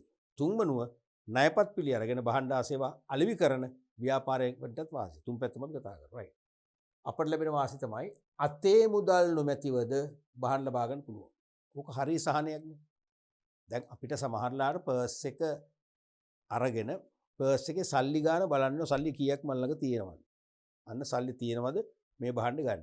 මාළු ගන්න ගියා කියනකො මාළු මාකට් එක නැත්නම් සුපර් මාකට් එකකට අපි බලනවා සල්ලි කීයක් තියෙනවද? ඒ සල්ලි ගානන තමයි මාළු ගන්න. සල්ලි මදි නම් මාළු එහෙල පැත්තක දාලා එනවා. තේරෙනවද? අපි බලනවනේ මුලින්. නමුත් එහෙම ප්‍රශ්නයක් නෑ මේකේ. ක්‍රෙඩිට් කාඩ් එකක් තියෙනවා අපි දන්නවා ප්‍රතිදින ලිමිට් එක ලක්ෂ 5ද 10ද 20ද අපි දන්නවනේ. ඒ ලිමිට් එක අපි දන්නවා මෙච්චර මේ වෙනකොට අපි මෙච්චරක් දල වශයෙන් පාවිච්චි කරලා ඇති. තව මෙච්චරක් දක්වා අපිට ගනුදෙනු කරන්න පුළුවන්. ලක්ෂ 5ක් නම් පහෙන් ලක්ෂ 2ක් විතර බඩු ගත්තා. තව ලක්ෂ 3ක බඩු ගන්න පුළුවන්. ආවන අපේ ප්‍රශ්නයක් නෑ. අතේ මුදල් ගැන අපිට තරම් හිතන්න ඕනේ නෑ. හැබැයි ඉතින් වියදම් වෙන එකේ සීමාවක් දැනෙන්නේ නෑ. වියදම් වල පාලනයක් ඇති වෙන්නේ නෑ. දැන් සල්ලි වලින්ම ගනුදෙනු කරද්දී අපි ලෝභයිනේ. විශේෂයෙන්ම කාන්තා පක්ෂේ ගොඩක් අපිට වඩා ලෝභයිනේ. අපිත් ලෝභයිනේ තේරෙනවද? අපි බලනෝනේ සල්ලි පර්ස් එක මෙච්චරයි තියෙන්නේ. මේ ඔක්කොම වියදම් කරලා හරියන්නේ නැහැ. අපි පාලනයක් කරනවා. කාඩ් එකේ පස්සේනේ ගෙවන්නේ. පස්සේනේ ගෙවන්නේ. තේරෙනවද? අපි කියන්නේ අර සුද්ධෝගේ වියදම් කරනවා කියලා. අතරපය දිගහැරලා වියදම් කරනවා. ඒක වියදම් වල පාලනයක් නැහැ. එහෙම අවාසියක් තියෙනවා. හැබැයි ඉතින් ලොකු සහනයක් තියෙන අතේ සල්ලි ගැන හිතන්න ඕනේ. අපිට හදිස්සියේ දැන් සමහර භාණ්ඩ අපි ගන්නේ දරුවනේ ප්ලෑන් කරලා නෙමෙයි. වෙළඳ පොලේදී අපි දැක්කම අපි ආකර්ෂණය වෙලා ගන්න. වෙළඳ පොලේ අපිට හදිස්සියකට දැන් අපේ හදිසි අවශ්‍යතාවයක් ඇති වෙනවා වෙළඳ පොලේදී. ඒ හදිසි අවශ්‍යතාවයට ගන්න. තේරෙනවද? ඒ නිසා අතේ සල්ලි නැතත් මිලදී ගන්න පුළුවන්. දෙවෙනි එක තමයි මුදල් රැගෙන යාමේ අවදානම් නැහැ. දැන් මුදල් රැගෙන යද්දි මොකද වෙන්නේ? අපි කියන්නේ පිට් පොකට් ගහනවා කියලා. ඒ පිට් පොකට් ගහන ගැට කපන කියලා සිංහලෙන් කියන්නේ. ඒ ගැට කපන මහත්තුරු ඒගොල්ලෝ මහත්තුරුනේ. ඒ ගැට කපන මහත්තුරු ඇවිල්ලා මොකද කරන්නේ? පිට් පොකට් ගහනවනේ. දැන් මට මතකයි මම තරා විශ්වවිද්‍යාලේ ඉන්න කාලේ බස් එකේ විශ්වවිද්‍යාලේ ඉඳලා ගෙදර යන ගමන් නැත්තම් ඒ කැම්පස් එකට එන ගමන් තේරුණාද? කොමාරි මම ළඟ හිටපු මමත් එක්ක බස් එකේදී මිත්‍ර වුණා. ඒවා මේ මිත්‍ර කවුරුත් සාකච්ඡා කරා. එයාට තමයි සිද්ධ වුණේ. එයා කිව්වේ නෑ මට. කිව්වේ බස් එකෙන් බැස්සට පස්සේ. මොකද එයාට බය හිතුණා. එයාට අනතුරක් වෙයි කියලා. දැන් එයාගේ පර්ස් එක උඩ සල්ලි එකක් තිබිලා තියෙනවා. පර්ස් එකේ නෙමෙයි සාක්කුවේ. සෝරි. සාක්කුවේ. තේරුණාද? කොහොම හරි ගැට කපන්නේ දෙන්නෙක් ඇවිල්ලා. අපි දන්නේ නැහැ ඉතින්. අපිත් එක්ක සෙනග ඉන්නවා පිටගෙන හිටියේ. එක්කෙනෙක් උල් පිහියක් වගේ කිව්වා. මෙයාගේ හිමීට කම්මුලට තියනවා. තේරුණාද? තිබ්බම දැන් අපි ඒ තියෙන පැත්තට බර කරන්නේ නැහැ නේ. ඒකට පිහිය ඇනෙනවනේ. පිහියක් නම්. පිහියක් කරේ මොකක් හරි උල් දෙයක්. මෙයා අනිත් පැත්ත හැරෙනවා. අනිත් පැත්ත හැරෙනකොට මොකද කරන්නේ? ටක් ගාලා සාක්කුවෙන් සල්ලි ගන්නවා. අරගෙන මාරු වෙනවා. ඒ වගේ. හරිම සූක්ෂමයි. දැන් කාන්තාවන්ගේ හෑන්ඩ් බෑග් එකේ කරෙල්ලන් යනවා. කතුරෙන් කපනවා. සෙනග අස්සේ හිරලා යනකොට තේරෙන්නේ නැහැ නේ. එතකොට ටිකක් වෙලා සෙනග එහෙම වෙනකොට ලිහිල් වෙනකොට බලනවා කර හැල්ලු පටි විතර ඇල්ලෙන්නේ. තේරුණාද? යට කැල්ල උස්සගෙන ගිහින්. එහෙමනේ. පොකට් ගහනවා. ඒ ප්‍රශ්නේ මේකේ නැහැ. ඒ ප්‍රශ්නේ මේකේ නැහැනේ. මේකේ කාඩ් එක සාමාන්‍ය අපි කාඩ් එක ආරක්ෂිතව තියාගන්න පර්ස් එකම නැතුනොත් දිසිටක් ගාලා අපි මොකද්ද? ක්ෂණික ප්‍රචාරාංකයේ තියෙන හොට්ලයින් නම්බර් එක කතා කරලා හෝල්ඩ් අප් වෙන. ඒ කාඩ් එක ගනුදෙනුවෙන් අයින් කරන්න පුළුවන්. ආරක්ෂිතයි. තේරුණාද? එන අතේ මුදල් ගෙන යාමේ අවදානම් නැහැ. දැන් අතේ මුදල් ගෙන යනවා නම් මම දැනුවත් සමහර අය එළවලු කූඩයක් ඇතුළේ තමයි සල්ලි දාන්නේ. සමහරලාට මාළු ගත්ත භාජනය තුළ පොලිතින් එකක් සල්ලි දාලා ඒක දානකොට කවුරුත් හිතන්නේ මේකේ සල්ලි තියෙනවා කියලා. ඒ මාළුනේ අල්ලන්නේ නැහැ. පිළීනේ අල්ලන්නේ නැහැ. තේරෙනවද? ඒ වගේ උපක්‍රම පාවිච්චි කරන්නේ ඒක ඇත්තටම අපේ මානසික වදයක් නේ, ස්ට්‍රෙස් එකක් නේ. මේක එහෙම නැහැ. තුන්වෙනි එක තමයි අනුමත මුදලින් 50% මුදලින් ලබා ගන්න පුළුවන්. අපිට ක්‍රෙඩිට් කාඩ් එක අනුමත කළේ ලක්ෂ 10ක් කියන්නකෝ. ලක්ෂ 5ක් අපිට සල් වලින් ගන්න පුළුවන්. ඒ කියන්නේ සල් වලින් අපිට ණයක්නේ දැන් තේරෙනවද? ලක්ෂ 10ක් අනුමත කළේ ණයක්නේ. ලක්ෂ 10ක් දක්ව බඩු ගන්න පුළුවන්. ඉතින් ඒත් එකයි ලක්ෂ 10ක් අපිට 50ක් එනම් ලක්ෂ 5ක් අපිට සල් වලින් ගන්න පුළුවන්. ඒත් හරිනේ. අපි ලක්ෂ 5ක බඩු ගන්නවා ලක්ෂ 5ක් මුදලින් ගන්නවා. දෙකම අපි ණය ගත්ත වෙනවා. ණය පාවිච්චි කළා වෙනවා. ඊළඟට විදේශ ගනුදෙනු සඳහාද යොදා ගන්න පුළුවන්. දැන් වෙනදා අපි පිටරට සංචාරවලට යනකොට එක්ක බැංකු මාර්ගයෙන් සල්ලි අරගෙන යනවා. නැත්නම් අර තියෙනවනේ හවාලා උන්ඩියල් කියලා ක්‍රමයක්. කියන්නේ නිත්‍යානුකූල නැති වුණත් එහෙම ක්‍රමයක් තියෙනවනේ. අපි මෙහි ඉන්න පුද්ගලයෙකුට සල්ලි දෙනවා. එයා පොඩි සංකේතයක් දාලා තුණ්ඩුවක් දෙනවා. එයා කියන අපි යන රටේ කියන තැනකට අපි ගිහිල්ලා ඒ තුණ්ඩුව දුන්නම සල්ලි ගන්න පුළුවන්. තේරෙනවද? කමිෂන් එක අඩුයි එතකොට. ඒ වගේ ක්‍රමනේ. දැන් මේ ප්‍රශ්න මොකුත් නැහැ. අපිට ක්‍රෙඩිට් කාඩ් එකකින් ඉච්චම ඇති. ක්‍රෙඩිට් කාඩ් එක මුළු ලෝකෙම පිළිගන්නව ගන්න සුදා. මුළු ලෝකෙම අපි බැංකු පාඩමේදී කතා කරනවා SWIFT SWIFT කියලා එකක්. SWIFT ක්‍රමය. ඒ කියන්නේ Society for Worldwide Interbank Financial Telecommunication කියන එක. ලෝකයේ බැංකු සියල්ලම එකට ඒකාබද්ධ කරලා බැංකු අතර සිදුවන ණයපත් ගනුදෙනු ඇතුළු සියලු ගනුදෙනු වල තොරතුරු ක්ෂණිකව බැංකු අතර හුවමාරු කරන ක්‍රමය. ඒ ක්‍රමය නිසා අපිට අපේ ක්‍රෙඩිට් කාඩේ අපි ඇමරිකාවෙන් ගිහලා බඩු ගත්තත් මේ ස්විෆ්ට් ජාලය හරටක් ගාලා ලංකාවේ කාඩ් සෙන්ටර් වල තොරතුරු ඉවරයි. ඒ නිසා අපිට එකම ක්‍රෙඩිට් කාඩ් එක විදේශ වලදීත් පාවිච්චි කරන්න පුළුවන්. වාසිය. අනික අනුමත කාලේ ඉක්ුත් වෙනතුරු පොලී රහිතව ණයක් වෙනවා මේක. තේරෙනවද? අනුමත කාලේ ඉක්ුත් වෙනකන් අපිට පොලී රහිතව ණයක් නෙමෙයි දෙන්නේ. පොලියක් නැහැනේ. පොලිය ගෙවන්න වෙන්නේ අපි ණයපතින් ගෙවීමක් කරලා නියමිත දිනක් තියෙනවනේ ගෙවන්න. ඒ දිනේ පැනනොත් තමයි පොලියක් වෙන්නේ. නැත්නම් පොලී රහිත ණය. වාසිය. ඊළඟට වෙළඳ ආයතන විසින් වට්ටම් හිමි වෙනවා. අපි සමහරට විවාහාර මුදලින් ගෙවෙද්දි වට්ටම් ලැබෙන්නේ නැහැ. ක්‍රෙඩිට් කාඩ් එකෙන් පේ කරොත් එහෙම අපිට 5%, 10, 25, 30 සමහරනේ. මතකයිනේ සීසන් එකේදී ඔයගොල්ලන්ට රෙදි පිළිවෙලදී එහෙම රෙදි පිළි ගන්න යන ප්‍රධාන කඩවල උඹට 30 දෙනවා ඩිස්කවුන්ට්. ඒ කියන්නේ 10,000ක රෙදි ගත්තොත් තේරෙනවද? රුපියල් 3,000ම අඩු කරනවා 7,000යි. ලොකු වාසියක්. ලොකු වාසියක්.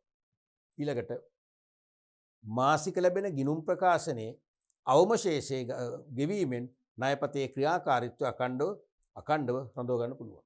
දැන් මාසික ඔය ස්ටේට්මන්ට් එක එනවනේ. ඒකේ තියෙනවා අපේ මුළු බිල රුපියල් 1,75,000යි. ඒක කියනවා මේ නියමිත දිනට අවමශේෂය රුපියල් 7,500යි. 7,500 ගෙවුම ඇති.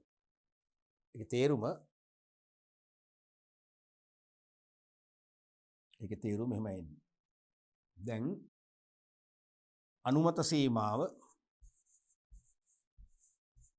අනුමත සීමාව 5 ලක්ෂයයි. එහෙම හිතන්නකෝ. අනුමත සීමාව 5 ලක්ෂයයි. හරිද? අපි දැන් මාසිකව බිල එනවා. මාසික බිල අනුව ගෙවිය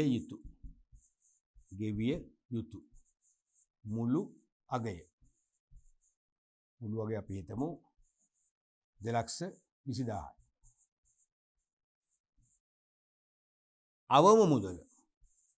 අවම ගෙවිය යුතු මුදල අපි හිතමු රුපියල් 6,200ක් කියලා. 6,200. හරිද? මෙන්න මේ 6 කියන්නේ අපිට දැන් මේ ස්ටේට්මන්ට් එක ආවම නියමිත දිනට මේ මුළු අපි දැන් මේ පාවිච්චි කරපුවනේ. අපි දැන් බහන්ඩාසෙ මිලදී ගත්ත මුළු වටිනාකම 2,20,000ම ගෙවන්න ඕනේ නැහැ කියමුකෝ. 6,200 ගෙවුවොත් අපිට පුළුවන් කාඩ් එක දිගටම පාවිච්චි කරන්න. ඒ දැන් මේ 5 ලක්ෂෙන් 2,20,000 තමයි පාවිච්චි කරලා තියෙන්නේ. තේරෙනවද? තව කීයක් තියෙනවද එතකොට? 2,80,000ක් තියෙනවා. 2,80,000 පාවිච්චි කරන්න පුළුවන්. 2,80,000 පුළුවන් අපිට අකණ්ඩව පාවිච්චි කරන්න. හැබැයි මේ අවම ගාණ ගෙවන්න. ඒකත් වාසියක්. තේරෙනවද? අවමුදල ගෙවීමෙන් කාඩ් පත අපිට දිගටම බල ගන්න මෙන් ගනුදෙනු කරන්න පුළුවන්කම ලැබෙනවා. ඔය වගේ වාසි කීපයක්ම ලැබෙනවා කාටද මේ ගනුදෙනු කරනවන අපිට. ඊළඟට අපි බලමු නිකුත් කළ ආයතන වල බැංකු වලට. ණයපත් නිකුත් කරන බැංකු වලටත් වාසි. එකක් තමයි වෙළඳුන්ගෙන් විකුණුම් වටිනාකම් මත කොමිස්සිය වෙනවා. කමිෂන් එකක් හම්බ වෙනවනේ. ඇයි? දැන් ණයපත් වලට බාර ගනිමින් ණයට විකුණන වෙළඳුනේ කවදාකවත් බොල් නැති වෙන්නේ නැහැ. ඇයි හේතුව? කියන බලන්න ඇයි බොල් නැති වෙන්නේ? හේතුව ණයපත් නිකුත් කර බැංකුවේ වෙළඳර ගෙවන්නේ. වෙළඳගෙන් මම ණයට ගන්නවා. කියන්නේ ක්‍රෙඩිට් කාඩ් එක මම බඩු ගන්නවා. හරි සල්ලි දෙන්නේ නැහැ නේ. නමුත් ඒ මම ගත්ත බඩුල වටිනාකම ගෙවන්නේ කවුද? නිකුත් කරන බැංකුව. ඒ නිසා බොල් ණය අවදානමක් ඇත්තෙම නැහැ යාට. ඒ නිසා යාගෙන් කමිෂන් එකක් හම්බ වෙනවා. කොමිස් ආදායම ලැබෙනවා. බොල් ණය අවදානම් නැහැ. මේක බොහලට බොල් ණය අවදානම් ඉතාම අඩු එක්ක නෑ අඩු. හේතුව ඉතා විශ්වාසවන්තයට තමයි ක්‍රෙඩිට් කාඩ් එක ඉෂුව කරන්නේ. බැංකුව දන්නවා ඒගොල්ලන්ගේ මුදල් ලැබෙන බව. ගෙවන්න නැත්නම් අය කරගන්න ක්‍රමෙත් ඒගොල්ලෝ දන්නවා. තේරුණා නිසා බොල් ණය අවදානම් එක්ක නැහැ එක්ක අඩු. අනික નિયમિત ගෙවී යුතු දිනේ ඉක්ම වූ විට පොලියක් ලැබෙනවා. දැන් ස්ටේට්මන්ට් එකේ මම කිව්වනේ ඩියු ඩේට් එකක් තියෙනවනේ ගෙවී යුතු දිනයක්. ඒ දිනේ පැන්නොත් අනිවාර්යයෙන්ම අපිට විශාල දඩපුලියක් ගෙවනවා. ඒක බැංකුවට ආදායමක්. නිසා බැංකුව කැමති හරියට වෙලාවට ගෙවන්නේ නැත්තා. තේරෙනවද? ඒගොල්ලන්ට ආදායමක් එන්නේ එතකොට. තේරුණාද? ඊළඟට වාර්ෂික සේවා ගාස්තුවක් ලැබෙනවා. කොහොමත් අපි ගනුදෙනු කළත් නැතත් වාර්ෂික ඇනුවල් ෆී එකක් අය කරනවා. ඒක ඉතින් අපි ක්‍රෙඩිට් කාඩ් එකේ ලිමිට් එක අනුව තමයි තීරණය වෙන්නේ. රුපියල් 10, 2,000, 3,000, 4,000 වගේ මුදලක් අය. ඒක අවුරුදු පතයි. නිකන් හිතන කාඩ් හෝල්ඩරට ලක්ෂයක් හිටියොත් එහෙම රුපියල් 10 ගන්නොත් කීයදනේ? කෝටියක්. උතර මුදල් හම්බ වෙනවා. ඊළඟට ලියකියවිලි භාවිතය ඉතාම අඩුයි. බැංකුවල ලියකියවිලි භාවිතයත් අඩු කරගන්න පුළුවන් මේ සිස්ටම් එකේ. ඒකත් වාසිකයි කරනවා. ඊට පස්සේ ගනුදෙනු කරුවන් ප්‍රමාණය ඉහළ යනවා. දැන් ණයපත් නිකුත් කරන්නේ නැත්නම් බැංකුවකින් ඒ බැංකුවට ගනුදෙනු කරුව ආකර්ෂණය වෙන්නේ නැහැ. ණයපත් නිකුත් කරනවා නම් තමයි ගනුදෙනු කරුව ආකර්ෂණය වෙන්නේ. නිසා ණයපත් නිකුත් කරන්න බැංකුවෙන් මොකද කරන්නේ? මේ ණයපත් හිමියට පහසුකම් වැඩි කරන්න ගනුදෙනු කරුවන්ගේ ආකර්ෂණය ඉහළ යනවා. ඊළඟට නීතිමය ගැටලුවට මුහුණ දීමේ අවදානම් ඉතාම අඩුයි. නීතිමය ගැටලුවට මුහුණ දෙන්න වෙන්නේ නැහැ. මොකද ක්‍රෙඩිට් කාඩ් එකක් ගත්තේ විශ්වාසවන්ත කෙනෙක්. එයා පාවිච්චි කරනවා ස්ටේට්මන්ට් එක කරනවා එයා ගෙවනවා. තේරෙනවද? බැංකුවට වදයක් නැහැ. අපිට විරුද්ධව නඩු දාන්න නීතිමය ප්‍රශ්න මොකුත් නැහැ. බැංකුවටත් වාසි. අපි ඊළඟට බලමු තුන්වෙනි පාර්ශවයට කාටද? ව්‍යාපාරිකයින්ට. නැත්නම් වෙළඳුන්ට ණයපත් පිළි අරගෙන අපිට භාණ්ඩ හා සේවා ණයට අලෙවි කරන ව්‍යාපාරිකයන්ටත් වාසි. පළවෙනි එක තමයි වෙළඳ පිරුවටම ඉහළ යනවා. දැන් මට මතකයි මං ක්‍රෙඩිට් කාඩ් ආපු මුල්ම යුගයේදී ලංකාවේ සියලුම පිරවුම්හල් ක්‍රෙඩිට් කාඩ් මත ගනුදෙනු කළේ නෑ. දැන් නම් 80ක් විතරම පෙට්‍රල් ක්‍රෙඩිට් කාඩ් පිළිගන්නවනේ දැන් ප්‍රශ්නයක් නෑ. ඒ කාලේ මමත් ක්‍රෙඩිට් කාඩ් එකක් තෙල් ගහන එකක් මට දැන් මේ මාසේ තෙල් ගෙවුත් ඊළඟ මාසේ සෙටල් කරන්න වෙන්නේ. තේරුණාද? අනිත් එක මට බලා ගන්න පුළුවන් මට මාසික තෙල් කොච්චර වීදමක් කරනවද කියලා. මොකද ක්‍රෙඩිට් ස්ලිප් එක මට දෙනවනේ. ඒ හේතු මත ආරක්ෂාවටත් එක්ක මම කාඩ් එක ගන්න පුරුදුලා හිටියා. ඒ මුල්ම කාලේ සෑම පෙට්‍රල් ෂෙඩ් එකක්ම කාඩ් බාරගත්තේ නෑ. මමත් එන තෝරගත්ත නගරවල තෝරගත්ත ෂෙඩ්ස් තුනේ ඒවෙන්ම තමයි තෙල් ගහන්නේ. එහෙනම් ඒවට තමයි අපි වගේ යන්නේ. මං කියන එක තේරෙනවද? එහෙනම් තෙල් කියන්නේ ක්‍රෙඩිට් කාඩ් එක පිළිගන්නේ නැති ෂෙඩ් වල අපි යන්නේ නැහැ. කියන්නේ ඒගොල්ලන්ගේ වෙළඳාම අඩු වෙනවා. ඒ නිසා අනිවාර්යයෙන්ම වෙළඳ පිරුවටම වැඩි වෙනවා. මොකද කාඩ් හෝල්ඩර්ස්ලයි නන් කාඩ් හෝල්ඩර්ස්ලා ඇවිල්ලා දෙගොල්ලොම බහන්න ගන්න නිසා. පැහැදිලිද? ඊළඟට බොල් ණය අවදානම් නැහැ. කවදාකවත් වෙන්න බෑ බොල් ණය. ඒ කියන්නේ ලක්ෂ ගානක ක්‍රෙඩිට් කාඩ් එකට අනුව ලක්ෂ ගානක බඩු ණයට වික්කත් ගෙවන්නේ ගැනුම් කරුණ වෙයි. නිකුත් කරමු බැංකුව. කවදාකවත් බොල් ණය ප්‍රශ්න තියෙන්නේ නැහැ. තුන්වෙනි එක තමයි නිකුත් කළ ආයතනයේ නිශ්චිතව මුදල් ලැබෙනවා. තේරුණාද? නිකුත් කළ ආයතනයේ අපි දන්නවා අපිට මෙච්චර අපි ණයට වික්ක අපිට මෙච්චර මුදල් ලැබෙනවා. නිශ්චිතවම ලැබෙනවා. කල්ැතු ඒ නිසා වෙළඳුන්ට ව්‍යාපාරිකෙන්ට තමන්ගේ ඉදිරි වියදම් සැලසුම් කරගන්න පුළුවන්. ඒ දන්නවනේ මෙච්චර මුදල් ලැබෙනවා කියලා. විශාල මුදලක් ළඟ තබා ගත යුතු නෙවෙයි. අන්න. දැන් ක්‍රෙඩිට් කාඩ් එකක් යූස් කරනකොට අර මාරු සල්ලි දෙන කතන්දර එහෙම නෑනේ. තේරුණාද? මම ඔය මේ තරා විදියක මේ තැනක මම දන්න තැනක කැෂියර් කෙනෙක්. එයාට දෙන උදේට රුපියල් 75000ක සල්ලි. කියන්නේ 500 කොල පොඩි ඔක්කොම 500 කොල 100 කොල 50 කොල කාසි ටිකක් 20 ඔක්කොම ටික දෙනවා. ඉතින් මගේ ගෝලෙක් මම තමුසර මෙච්චර මොකද දැයිසි. නෑස උදේ පාන්දර එනකොට සමහර කස්ටමර්ස්ලා ඔක්කොම අරන් ඉන්නේ 5000 නෝට්ටු අරන් ඉන්නේ. ආවම ඉතින් දෙන්න බෑ බැලන්ස් එක. මේ ගාන සාමාන්‍යයෙන් අපි වැඩි වෙන්නේ නැහැ කිව්වා. ඒ කියන්නේ කල්ැතු සූදානම් කර උදේ පාන්දරම මාරුසල් තියන්න ඕන. දැන් ටියුෂන් මහා පරිමාණ ටියුෂන් පන්තියක් ගැන හිතන්නේ ඒත් එහෙමනේ. කාඩ් ගන්න එනකොට අපි තුමු කාඩ් එක රුපියල් 1800යි. රුපියල් 2000 ගියොත් 200 දෙන්න එපා. ඉතින් මාරුසල් ලෑස්ති කරලා තියන්න ඕන. තේරෙනවද? නිතරම මුදලින් ගනුදෙනු කරද්දී අපිට මුදල් තියෙන ව්‍යාපාරය. තේරෙනවද? නමුත් කාඩ් බයින් කරද්දී එහෙම ඕනේ නැහැ. මුදල් විශාල මුදලක් ළඟ තියාගන්න ඕනේ. ඒක පහසුවක්. අනික ලියවිලි භාවිතයත් මේගොල්ලන්ගෙත් අඩු. බැංකුව වගේ මේගොල්ලන්ටත් බොහොම අඩුයි. ඒ වගේම නිශ්චිත දිනවලට මුදල් ලැබෙන නිසා ඉදිරි ව්‍යාපාරික වියදම් සැලසුම් කරගන්න පුළුවන්. අපි මේගොල්ලෝ දන්නවා මුදල් ලැබෙන බවනේ. ඒ නිසා ඉදිරි වියදම් සැලසුම් කරගන්න පුළුවන්.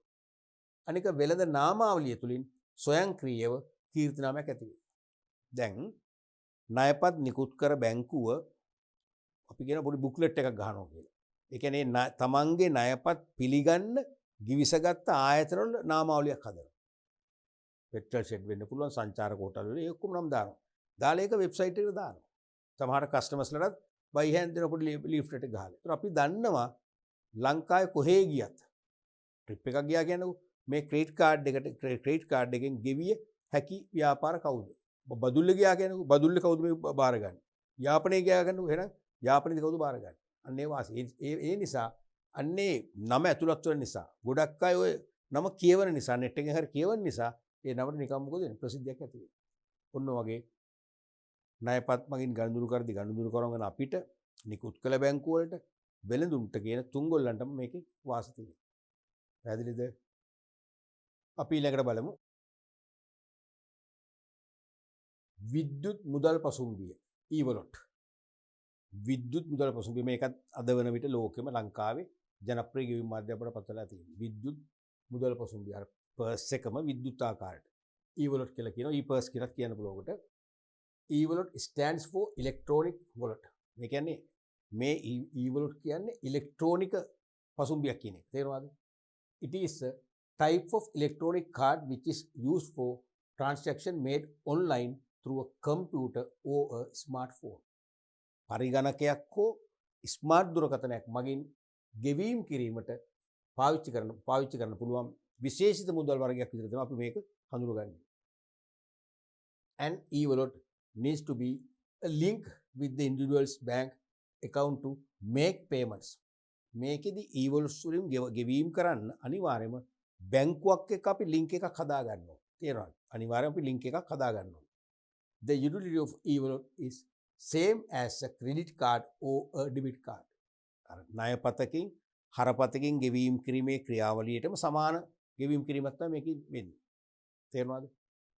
පරිගණකය හෝ ස්මාර්ට් ජංගම දුරකථනය භාවිතා කර තම බැංකු ගිණුමේ ඇති මුදල් භාවිතා කර විද්‍යුත් ආකාරයෙන් ගෙවීම් සිදු කර හැකි ඉලෙක්ට්‍රෝනික යෙදවුම් විශේෂයක් ගන්න. ඉලෙක්ට්‍රෝනික යෙදවුම් විශේෂයක් තමයි මේ e-purse කියන්නේ. මේක යෙදවුමක් ඇතරම. යෙදවුමක්. අපි කියන්නේ ඇප් එකක් කියලා. තේරෙන ඇප් එකක් යෙදවුමක්. එහෙනම් මේක තාම විභාගෙට ඇහුවේ එකම එක පාරයි. මොකද්ද නිර්වචනය. නිර්වචනය එකම එක පාරයි. දැන් ඉස්සරහට නැවත නැවතත් අහනවා. ඉස්සරහට නැවත නැවතත් අහනවා. තේරුණාද? ඇහුවොත් ලියන්න තියෙන්නේ මොකද්ද? පරිගණකය හෝ ස්මාර්ට් ජංගම දුරකථනයක් කියන එක ඕන. සාමාන්‍ය දුරකථනෙන් බෑ. ස්මාර්ට් ජංගම දුරකථනයක් භාවිතා කර තම බැංකු ගිණුමේ ඇති මුදල් භාවිතා කර විද්‍යුත් ආකාරයෙන් ගෙවීම කිරීමට. ඉලෙක්ට්‍රොනික ආකාරයෙන් ගෙවීම කිරීමට හඳුන්වා දී ඇති ඉලෙක්ට්‍රොනික යෙදවුම් විශේෂයක් තමයි. ඒ කියන්නේ ප්‍රෝග්‍රෑම් එකක්. ඒ ඇප් එකක්.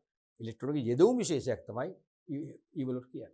දැන් ඔයගොල්ලෝ ගෙවල් මන් දන්නවා ඔයගොල්ලන්ගේ වයසේ බොහෝ දේවල් ගෙන්න ගන්න ඕනේ net එකෙන් බලලා. සමහරට තමන්ගේ ෆෝන් එකට අවශ්‍ය පොඩි ෆෝන් මොකද පවුස් එකක් කවර් එකක් වෙන්න පුළුවන්. එහෙම නැත්නම් ඔයගොල්ලන් ගෙදර වාහනයට අවශ්‍ය පොඩි පාර්ට් එක ස්පෙයා පාර්ට් එකක් වෙන්න පුළුවන්. තේරෙනවද? සමහර ඩෝ හැන්ඩල් එක කරලා ඩෝ හැන්ඩල් එක වෙන්න පුළුවන්. බොහොම අඩුවට ගන්න පුළුවන් නේ. මොනවද ඔයගොල්ලෝ eBay කියලා එහෙම ගෙන්න ගන්න. eBay quick.com ඒ වගේ ඒවා තියෙන. ඒ මොනවද? e-wallet එක. e-wallet. තේරෙනවද? එතකොට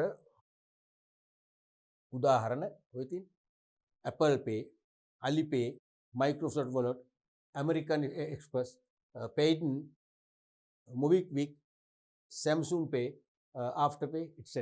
ඒ වගේ විවිධ මොකද විද්‍යුත් මුදල් පසුම්බි වර්ග තියෙනවා. නැත්නම් ඇප් වර්ග නැත්නම් යෙදවුම් වර්ග මේ තියෙන්නේ. තේරුණාද? විද්‍යුත් මුදල් පසුම්බිය ඔස්සේ ගනුදෙනු කිරීමට සම්පූර්ණ කරගත්තු අවශ්‍යතා. විද්‍යුත් මුදල් පසුම්බියක් මගින් ගනුදෙනු පියවන්න නැත්නම් ගනුදෙනු කරන්න අවශ්‍යතා කීපයක් සපුරා ගන්න ඕනේ. එකක් තමයි විද්‍යුත් මුදල් පසුම්බිය යෙදවුම. විද්‍යුත් මුදල් පසුම්බිය යෙදවුම e-wallet ඇප්ලිකේෂන් එක බාගත කර ගැනීම ඩවුන්ලෝඩ් කර ගැනීම. දැන් අපිට බැංකු වෙබ්සයිට් එකට ගිහිල්ලා අන්තර්ජාලය හරහා බැංකු වෙබ්සයිට් එකට ගිහිල්ලා අපිට ඉල්ලන්න පුළුවන්. ඉල්ලුවම ඒගොල්ලෝ දෙනවා මොකද්ද? ඇප්ලිකේෂන් එක. විද්‍යුත් මුදල් පසුම්බිය යෙදවුම කියන්නේ ඇප්ලිකේෂන් එක. අපි ඒක ඩවුන්ලෝඩ් කරගන්න. ඊට පස්සේ පෞද්ගලික තොරතුරු කියන්නේ නම, අපේ ඊමේල් ඇඩ්‍රස් එකක් හදාගන්න විද්‍යුත් පැලිපිනයක් හදා ගන්න ඕනේ. ජංගම දුරකථන අංක මූලිකවම තුන. නම, ජංගම දුරකථන අංකය, ඊමේල් ඇඩ්‍රස් එක ඇතුළත් කරන්නට ඕනේ. ඊට පස්සේ පෞද්ගලික හැඳුනුම් අංකේ සකස් කර ගන්නට ඕනේ. තේරෙනවද? ඒ කියන්නේ පින් නම්බර් එකක් අපිට ඕනෙමයි. අපි වෙනම අපි හදාගන්න දෙන උපදෙස් අනුව බොහෝලට ඉලක්කම් 6ක් වගේ තමයි දාන්න කියන්නේ. ඊට පස්සේ හරපත නැත්නම් ණයපත ඒකේ අංකය විද්‍යුත් මුදල් පසුම්බිය සමග සම්බන්ධ කර ගැනීම. එහෙනම් මෙන්න මේ ඇප් එකත් එක්ක අපිට පුළුවන් අපේ ඩෙබිට් කාඩ් එකේ හෝ ක්‍රෙඩිට් කාඩ් එකේ අංකය මේ ඇප් එකට දීලා ගෙවිම් පියවන්න පුළුවන්. හරිම සරල ක්‍රමයක්. දැන් මතකද? විද්‍යුත් මුදල් පසුම්බිය ඔස්සේ ගනුදෙනු කරන්න සම්පූර්ණ අවශ්‍යතාවය පළවෙනි එක විද්‍යුත් මුදල් පසුම්බිය යෙදවුම අපි භාගත කරගන්නවා. ඊට පස්සේ අපේ පෞද්ගලික තොරතුරු ඇතුළත් කරන්න ඕනේ. ඊට පස්සේ පෞද්ගලික හැඳුනුම් අංකයක් අපි පින් අංකයක් සකස් කරගන්න ඕනේ. පර්සනල් ඩෙන්ටිෆිකේෂන් නම්බර් එක. ඊට පස්සේ අපි හරපතේ හෝ ණයපතේ අංකය මේ ඇප් එකට නැත්නම් අපි මේ යෙදවුමට සම්බන්ධ කරලා ගෙවීම් පියවන්න පුළුවන්. එච්චරයි. ඊළඟට මේ තියෙන්නේ විද්‍යුත් මුදල් පසුම්බියක් භාවිතා කර ගනුදෙනු පියවීමේදී අනුගමනය කළ යුතු ක්‍රියාමාර්ග. e-wallet එකක් සම්බන්ධ කරගෙන අපි ගෙවීම් කරන්නේ කොහොමද කියන එක. මේක මෙතෙක් විභාගයට තාම ඇහුවේ නෑ. අහන්න බොහොම ආසන්න ප්‍රශ්නයක්. හෙට වෙන්න පුළුවන්, අනිද්දා වෙන්න පුළුවන් දවස්. තේරුණාද? පළවෙනි එක තමයි විද්‍යුත් මුදල් පසුම්බි මෘදුකාංගයේ විවෘත කිරීම. අපි එන මුලින්ම අපේ හෑන්ඩ් ෆෝන් එකෙන්, ස්මාර්ට් ෆෝන් එකෙන් නැත්නම් පරිගණකයෙන් අපි විද්‍යුත් මුදල් පසුම්බි මෘදුකාංගය නැත්නම් අර යෙදවුම ඇප් එක ඕපන් කරගන්න ඕනේ. දෙක ගනුදෙනු විකල්පය තෝරා ගැනීම කරන්න ඕනේ. තේරුණාද? ඒ කියන්නේ අපි කරන්නේ මොන වගේ ගනුදෙනුවක්ද? කා සමගද? තේරුණාද? අපි ඒක ගෙවන්න ඕනේ ක්‍රෙඩිට් කාඩ් එකෙන්, ඩෙබිට් කාඩ් එකෙන් ආදි වශයෙන්. ඊපස්සේ ලබන්නගේ ගිණුම් අංකය ඇතුළත් කරන්න ඕනේ. අපිට බහඬ අලෙවි කරන්නගේ ගිණුම් අංකය. බහඬු සේවා. ඊට පස්සේ ගෙවිය යුතු මුදල් අගය ඇතුළත් කර තහවුරු කිරීම බොත්තම ක්‍රියාත්මක කරන්න ඕනේ. එන්ටර් බටන් එක. ඊට පස්සේ අපිට ගෙවීම් කරන්න පුළුවන්. ඔන්න වගේ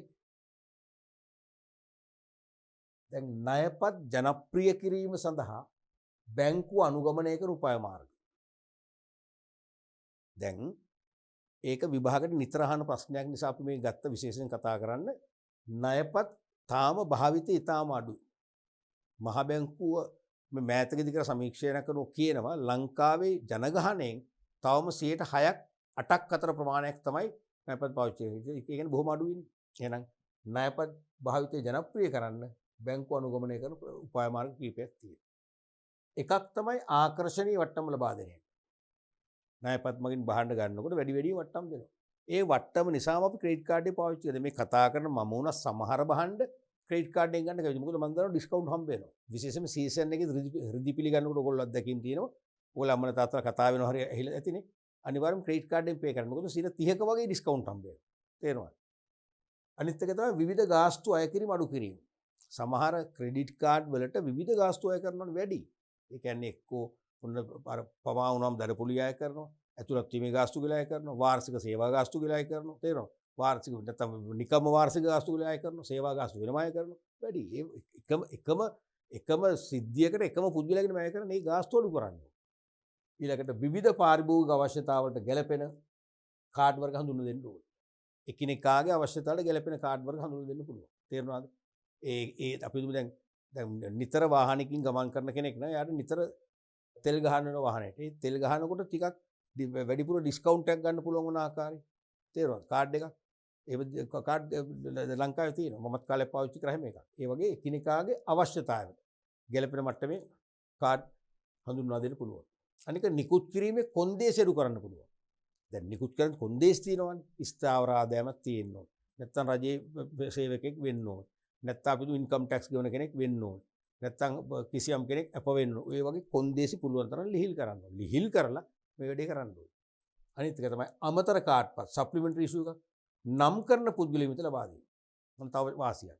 දැන් මම ක්‍රෙඩිට් කාඩ් එකක් ගන්න සුදුසුකම් තියෙනවා. මම ආදායම් ලබනවා. මම වෘත්තිකයෙක්. අපි මගේ පවුලේ අය මගේ බිරිඳ වෙන්න පුළුවන්. දරුවෝ රාජකීය රැකියාවක් කරන්නේ නැහැ. ඒගොල්ලෝ ආදායම් අවස්ථා පෙන්වන්න බෑ. ඒගොල්ලොන්ට කාඩ් එකක් හම්බෙන්නේ නැහැනේ. නමුත් මම කාඩ් එකක් ගන්නකොට නොමිලේ ඒගොල්ලන්ටත් ගන්න පුළුවන්. මගේ පුතාට හරි දුවට හරි බිරිඳට හරි කාඩ් එකක් මට පුළුවන් නම් කරන්න. නම් කරාම එයාට කිසි කියන්නේ ඒගොල්ලන්ට කිසිම අර විශ්වාසවන්ත භාවය ආදායම් තත්ත්වේ නොබල මගේ හරහා කාඩ් එකක් ලැබෙනවා. ගෙවන්නේ මම තමයි අවසානයේ මගේ බිල්ල තමයි ඔක්කොම එන්නේ. නමුත් ඒගොල්ලන්ට ඒක යූස් කරන්න පුළුවන්. තේරුණාද? ඊළඟට ගනුදෙනු කරුවන් දැනුවත් කිරීම වැඩි කරන්න ඕනේ.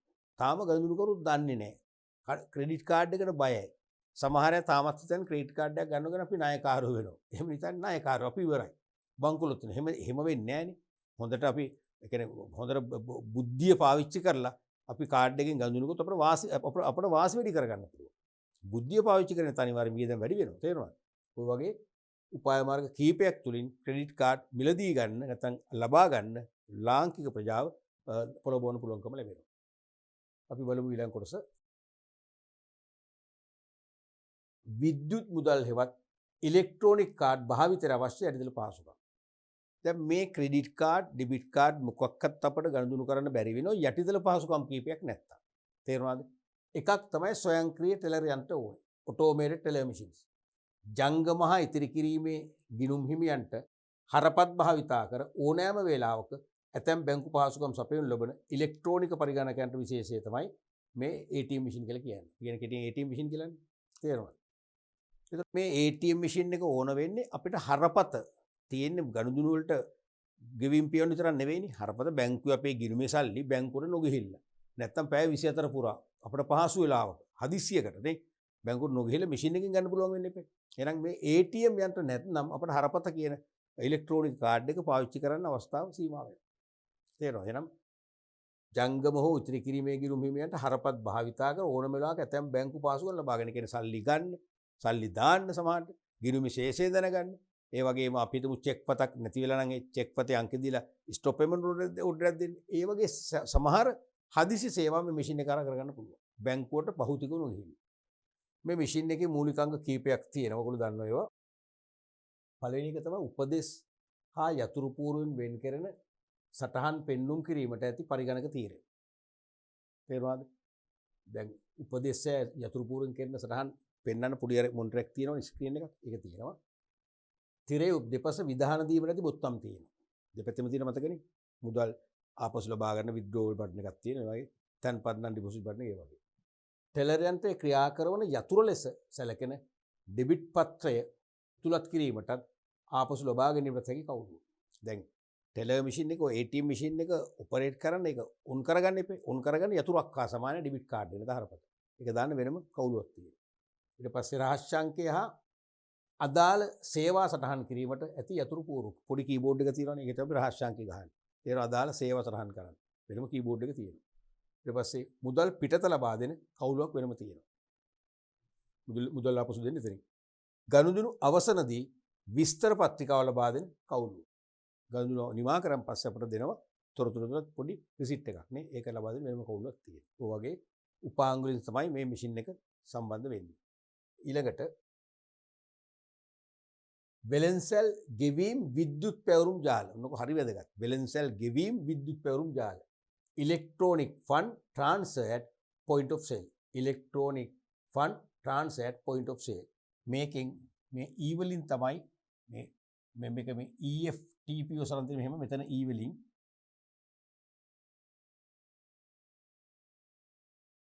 මෙතනින් ඉලෙක්ට්‍රොනික වලින් E අරන් තියෙනවා. ඒ වගේම ෆන්ඩ් වලින් F අරන් තියෙනවා. ට්‍රාන්ස්ෆර් වලින් T අරන් තියෙනවා. ඊට පස්සේ point of sale වලින් point of sale වලින් මෙතන P අරන් තියෙනවා. off වලින් O අරන් තියෙනවා. S වලින් එහෙම තමයි Q අරන් තියෙන්නේ. වෙළෙන්සැල් ගෙවීම් විද්‍යුත් පැවරුම් ජාල. ණයපත්තා හරපත් භාවිතා කර ගනුදෙනු කළ හැකි වන පරිදි එවන් නිකුත් කළ ආයතන සමග පරිගණක හා sannivedana තාක්ෂණයේ ඔස්සේ රට පුරා අනුමත වෙළෙන්සැල් හා ව්‍යාපාරික ස්ථාන සමූහයක් ඒකාබද්ධ කර ඇති ජාලය. විද්‍යුත් දත්ත සෙවුම් යන්ත්‍රයකට ඉලෙක්ට්‍රොනික ඩේටා සර්ච් මැෂින් වල හරි වචනේ විද්‍යුත් දත්ත සෙවුම් යන්ත්‍රයකට කාඩ් පතක් සම්බන්ධ කළ සැනින් ගෙවීම් පියවීම සිදු වේ. දැන් අපිට යම්කිසි ණයපතක් නිකුත් කරන්නේ බැංකුවක්නේ. තේරෙනවද? බැංකුවේ කාඩ්ස් මධ්‍යස්ථානයක් කොළඹ තියෙනවා. ඒ කාඩ් මධ්‍යස්ථාන තමයි අපේ account තියෙන්නේ. එතකොට අපි ලංකාවේ හෝ ලෝකේ කොහේ ගිහිල්ලා හරි අපි යම්කිසි ව්‍යාපාර ස්ථානයකදී භාණ්ඩ හා සේවා මිලදීගෙන ගෙවීමක් කරනකොට ඒ ගෙවීමේ විස්තර ඒ මොහොතේම ස්විෆ්ට් ජාලය හරහා දෙන්න ඕනේ කාඩ් සෙන්ටර් එකට. ඒක අපේ account එකට සටහන් වෙන්නට ඕනේ. තේරුණාද? ඒතර ඒ අන්නේ කාඩ් මධ්‍යස්ථානයයි ඒ අපි ගනුදෙනු කරන ව්‍යාපාර ස්ථානයයි දෙක සම්බන්ධ කරන්න තමයි මෙන්න මේ මෙවලම නැත්නම් මේ යටිදල පාසුවම ඕන වෙන්නේ.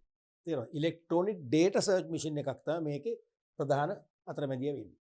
අර කාඩ් එක අපි ඉන්සර්ට් කරන්න තියෙන්නේ, ඒක ස්වයිප් කරන්න, ඒක කාඩ් එක මෙහෙම උඩින් තියන්න තියෙන්නේ. ඒක තමයි ඔක්කොම කාඩ් එකේ ඩීටේල් ගන්න. එතකොට මෙන්න මේ සෑම අනුමත ව්‍යාපාරිකයෙකුටම බැංකුවෙන් මේ ඉලෙක්ට්‍රොනික ඩේටා මැෂින් එකක් දෙනවා. ඊට පස්සේ ඒකට කරන්ට් සප්ලයි එකක් දුන්නාන් පස්සේ ඒ කාඩ් ඒ මැෂින් එකෙන් කාඩ් සෙන්ටර් එක කොහෙද තියෙන්නේ ඕන තැනකට සම්බන්ධ කරනවා. එන ඒ ව්‍යාපාරයේදී අපි කරන ගෙවීම ක්ෂණිකව කාඩ් මධ්‍යස්ථානට ලබා දෙනවා. එහෙම ලබා දෙන්න බැරි නම් කාඩ් මධ්‍යස්ථාන දන්නේ මගේ ණය සීමාව මම මේ වෙනකොට කොච්චර පාවිච්චි කරලා තියෙනවද කොච්චර බැලන්ස් එකක් තියෙනවද දන්නේ නැහැ. දැන් දන්නවා. තේරෙනවද? ඒ මොකද හේතුව ලෝකේ පුරා අනුමත ව්‍යාපාර අපි තුමු ලක්ෂ ගාණක් තියෙනවා. ඒ ලක්ෂ ගාණම මෙන්න මේ ජාලයෙන් සම්බන්ධ වෙලා තියෙනවා. පැහැදිලිද? ඊළඟට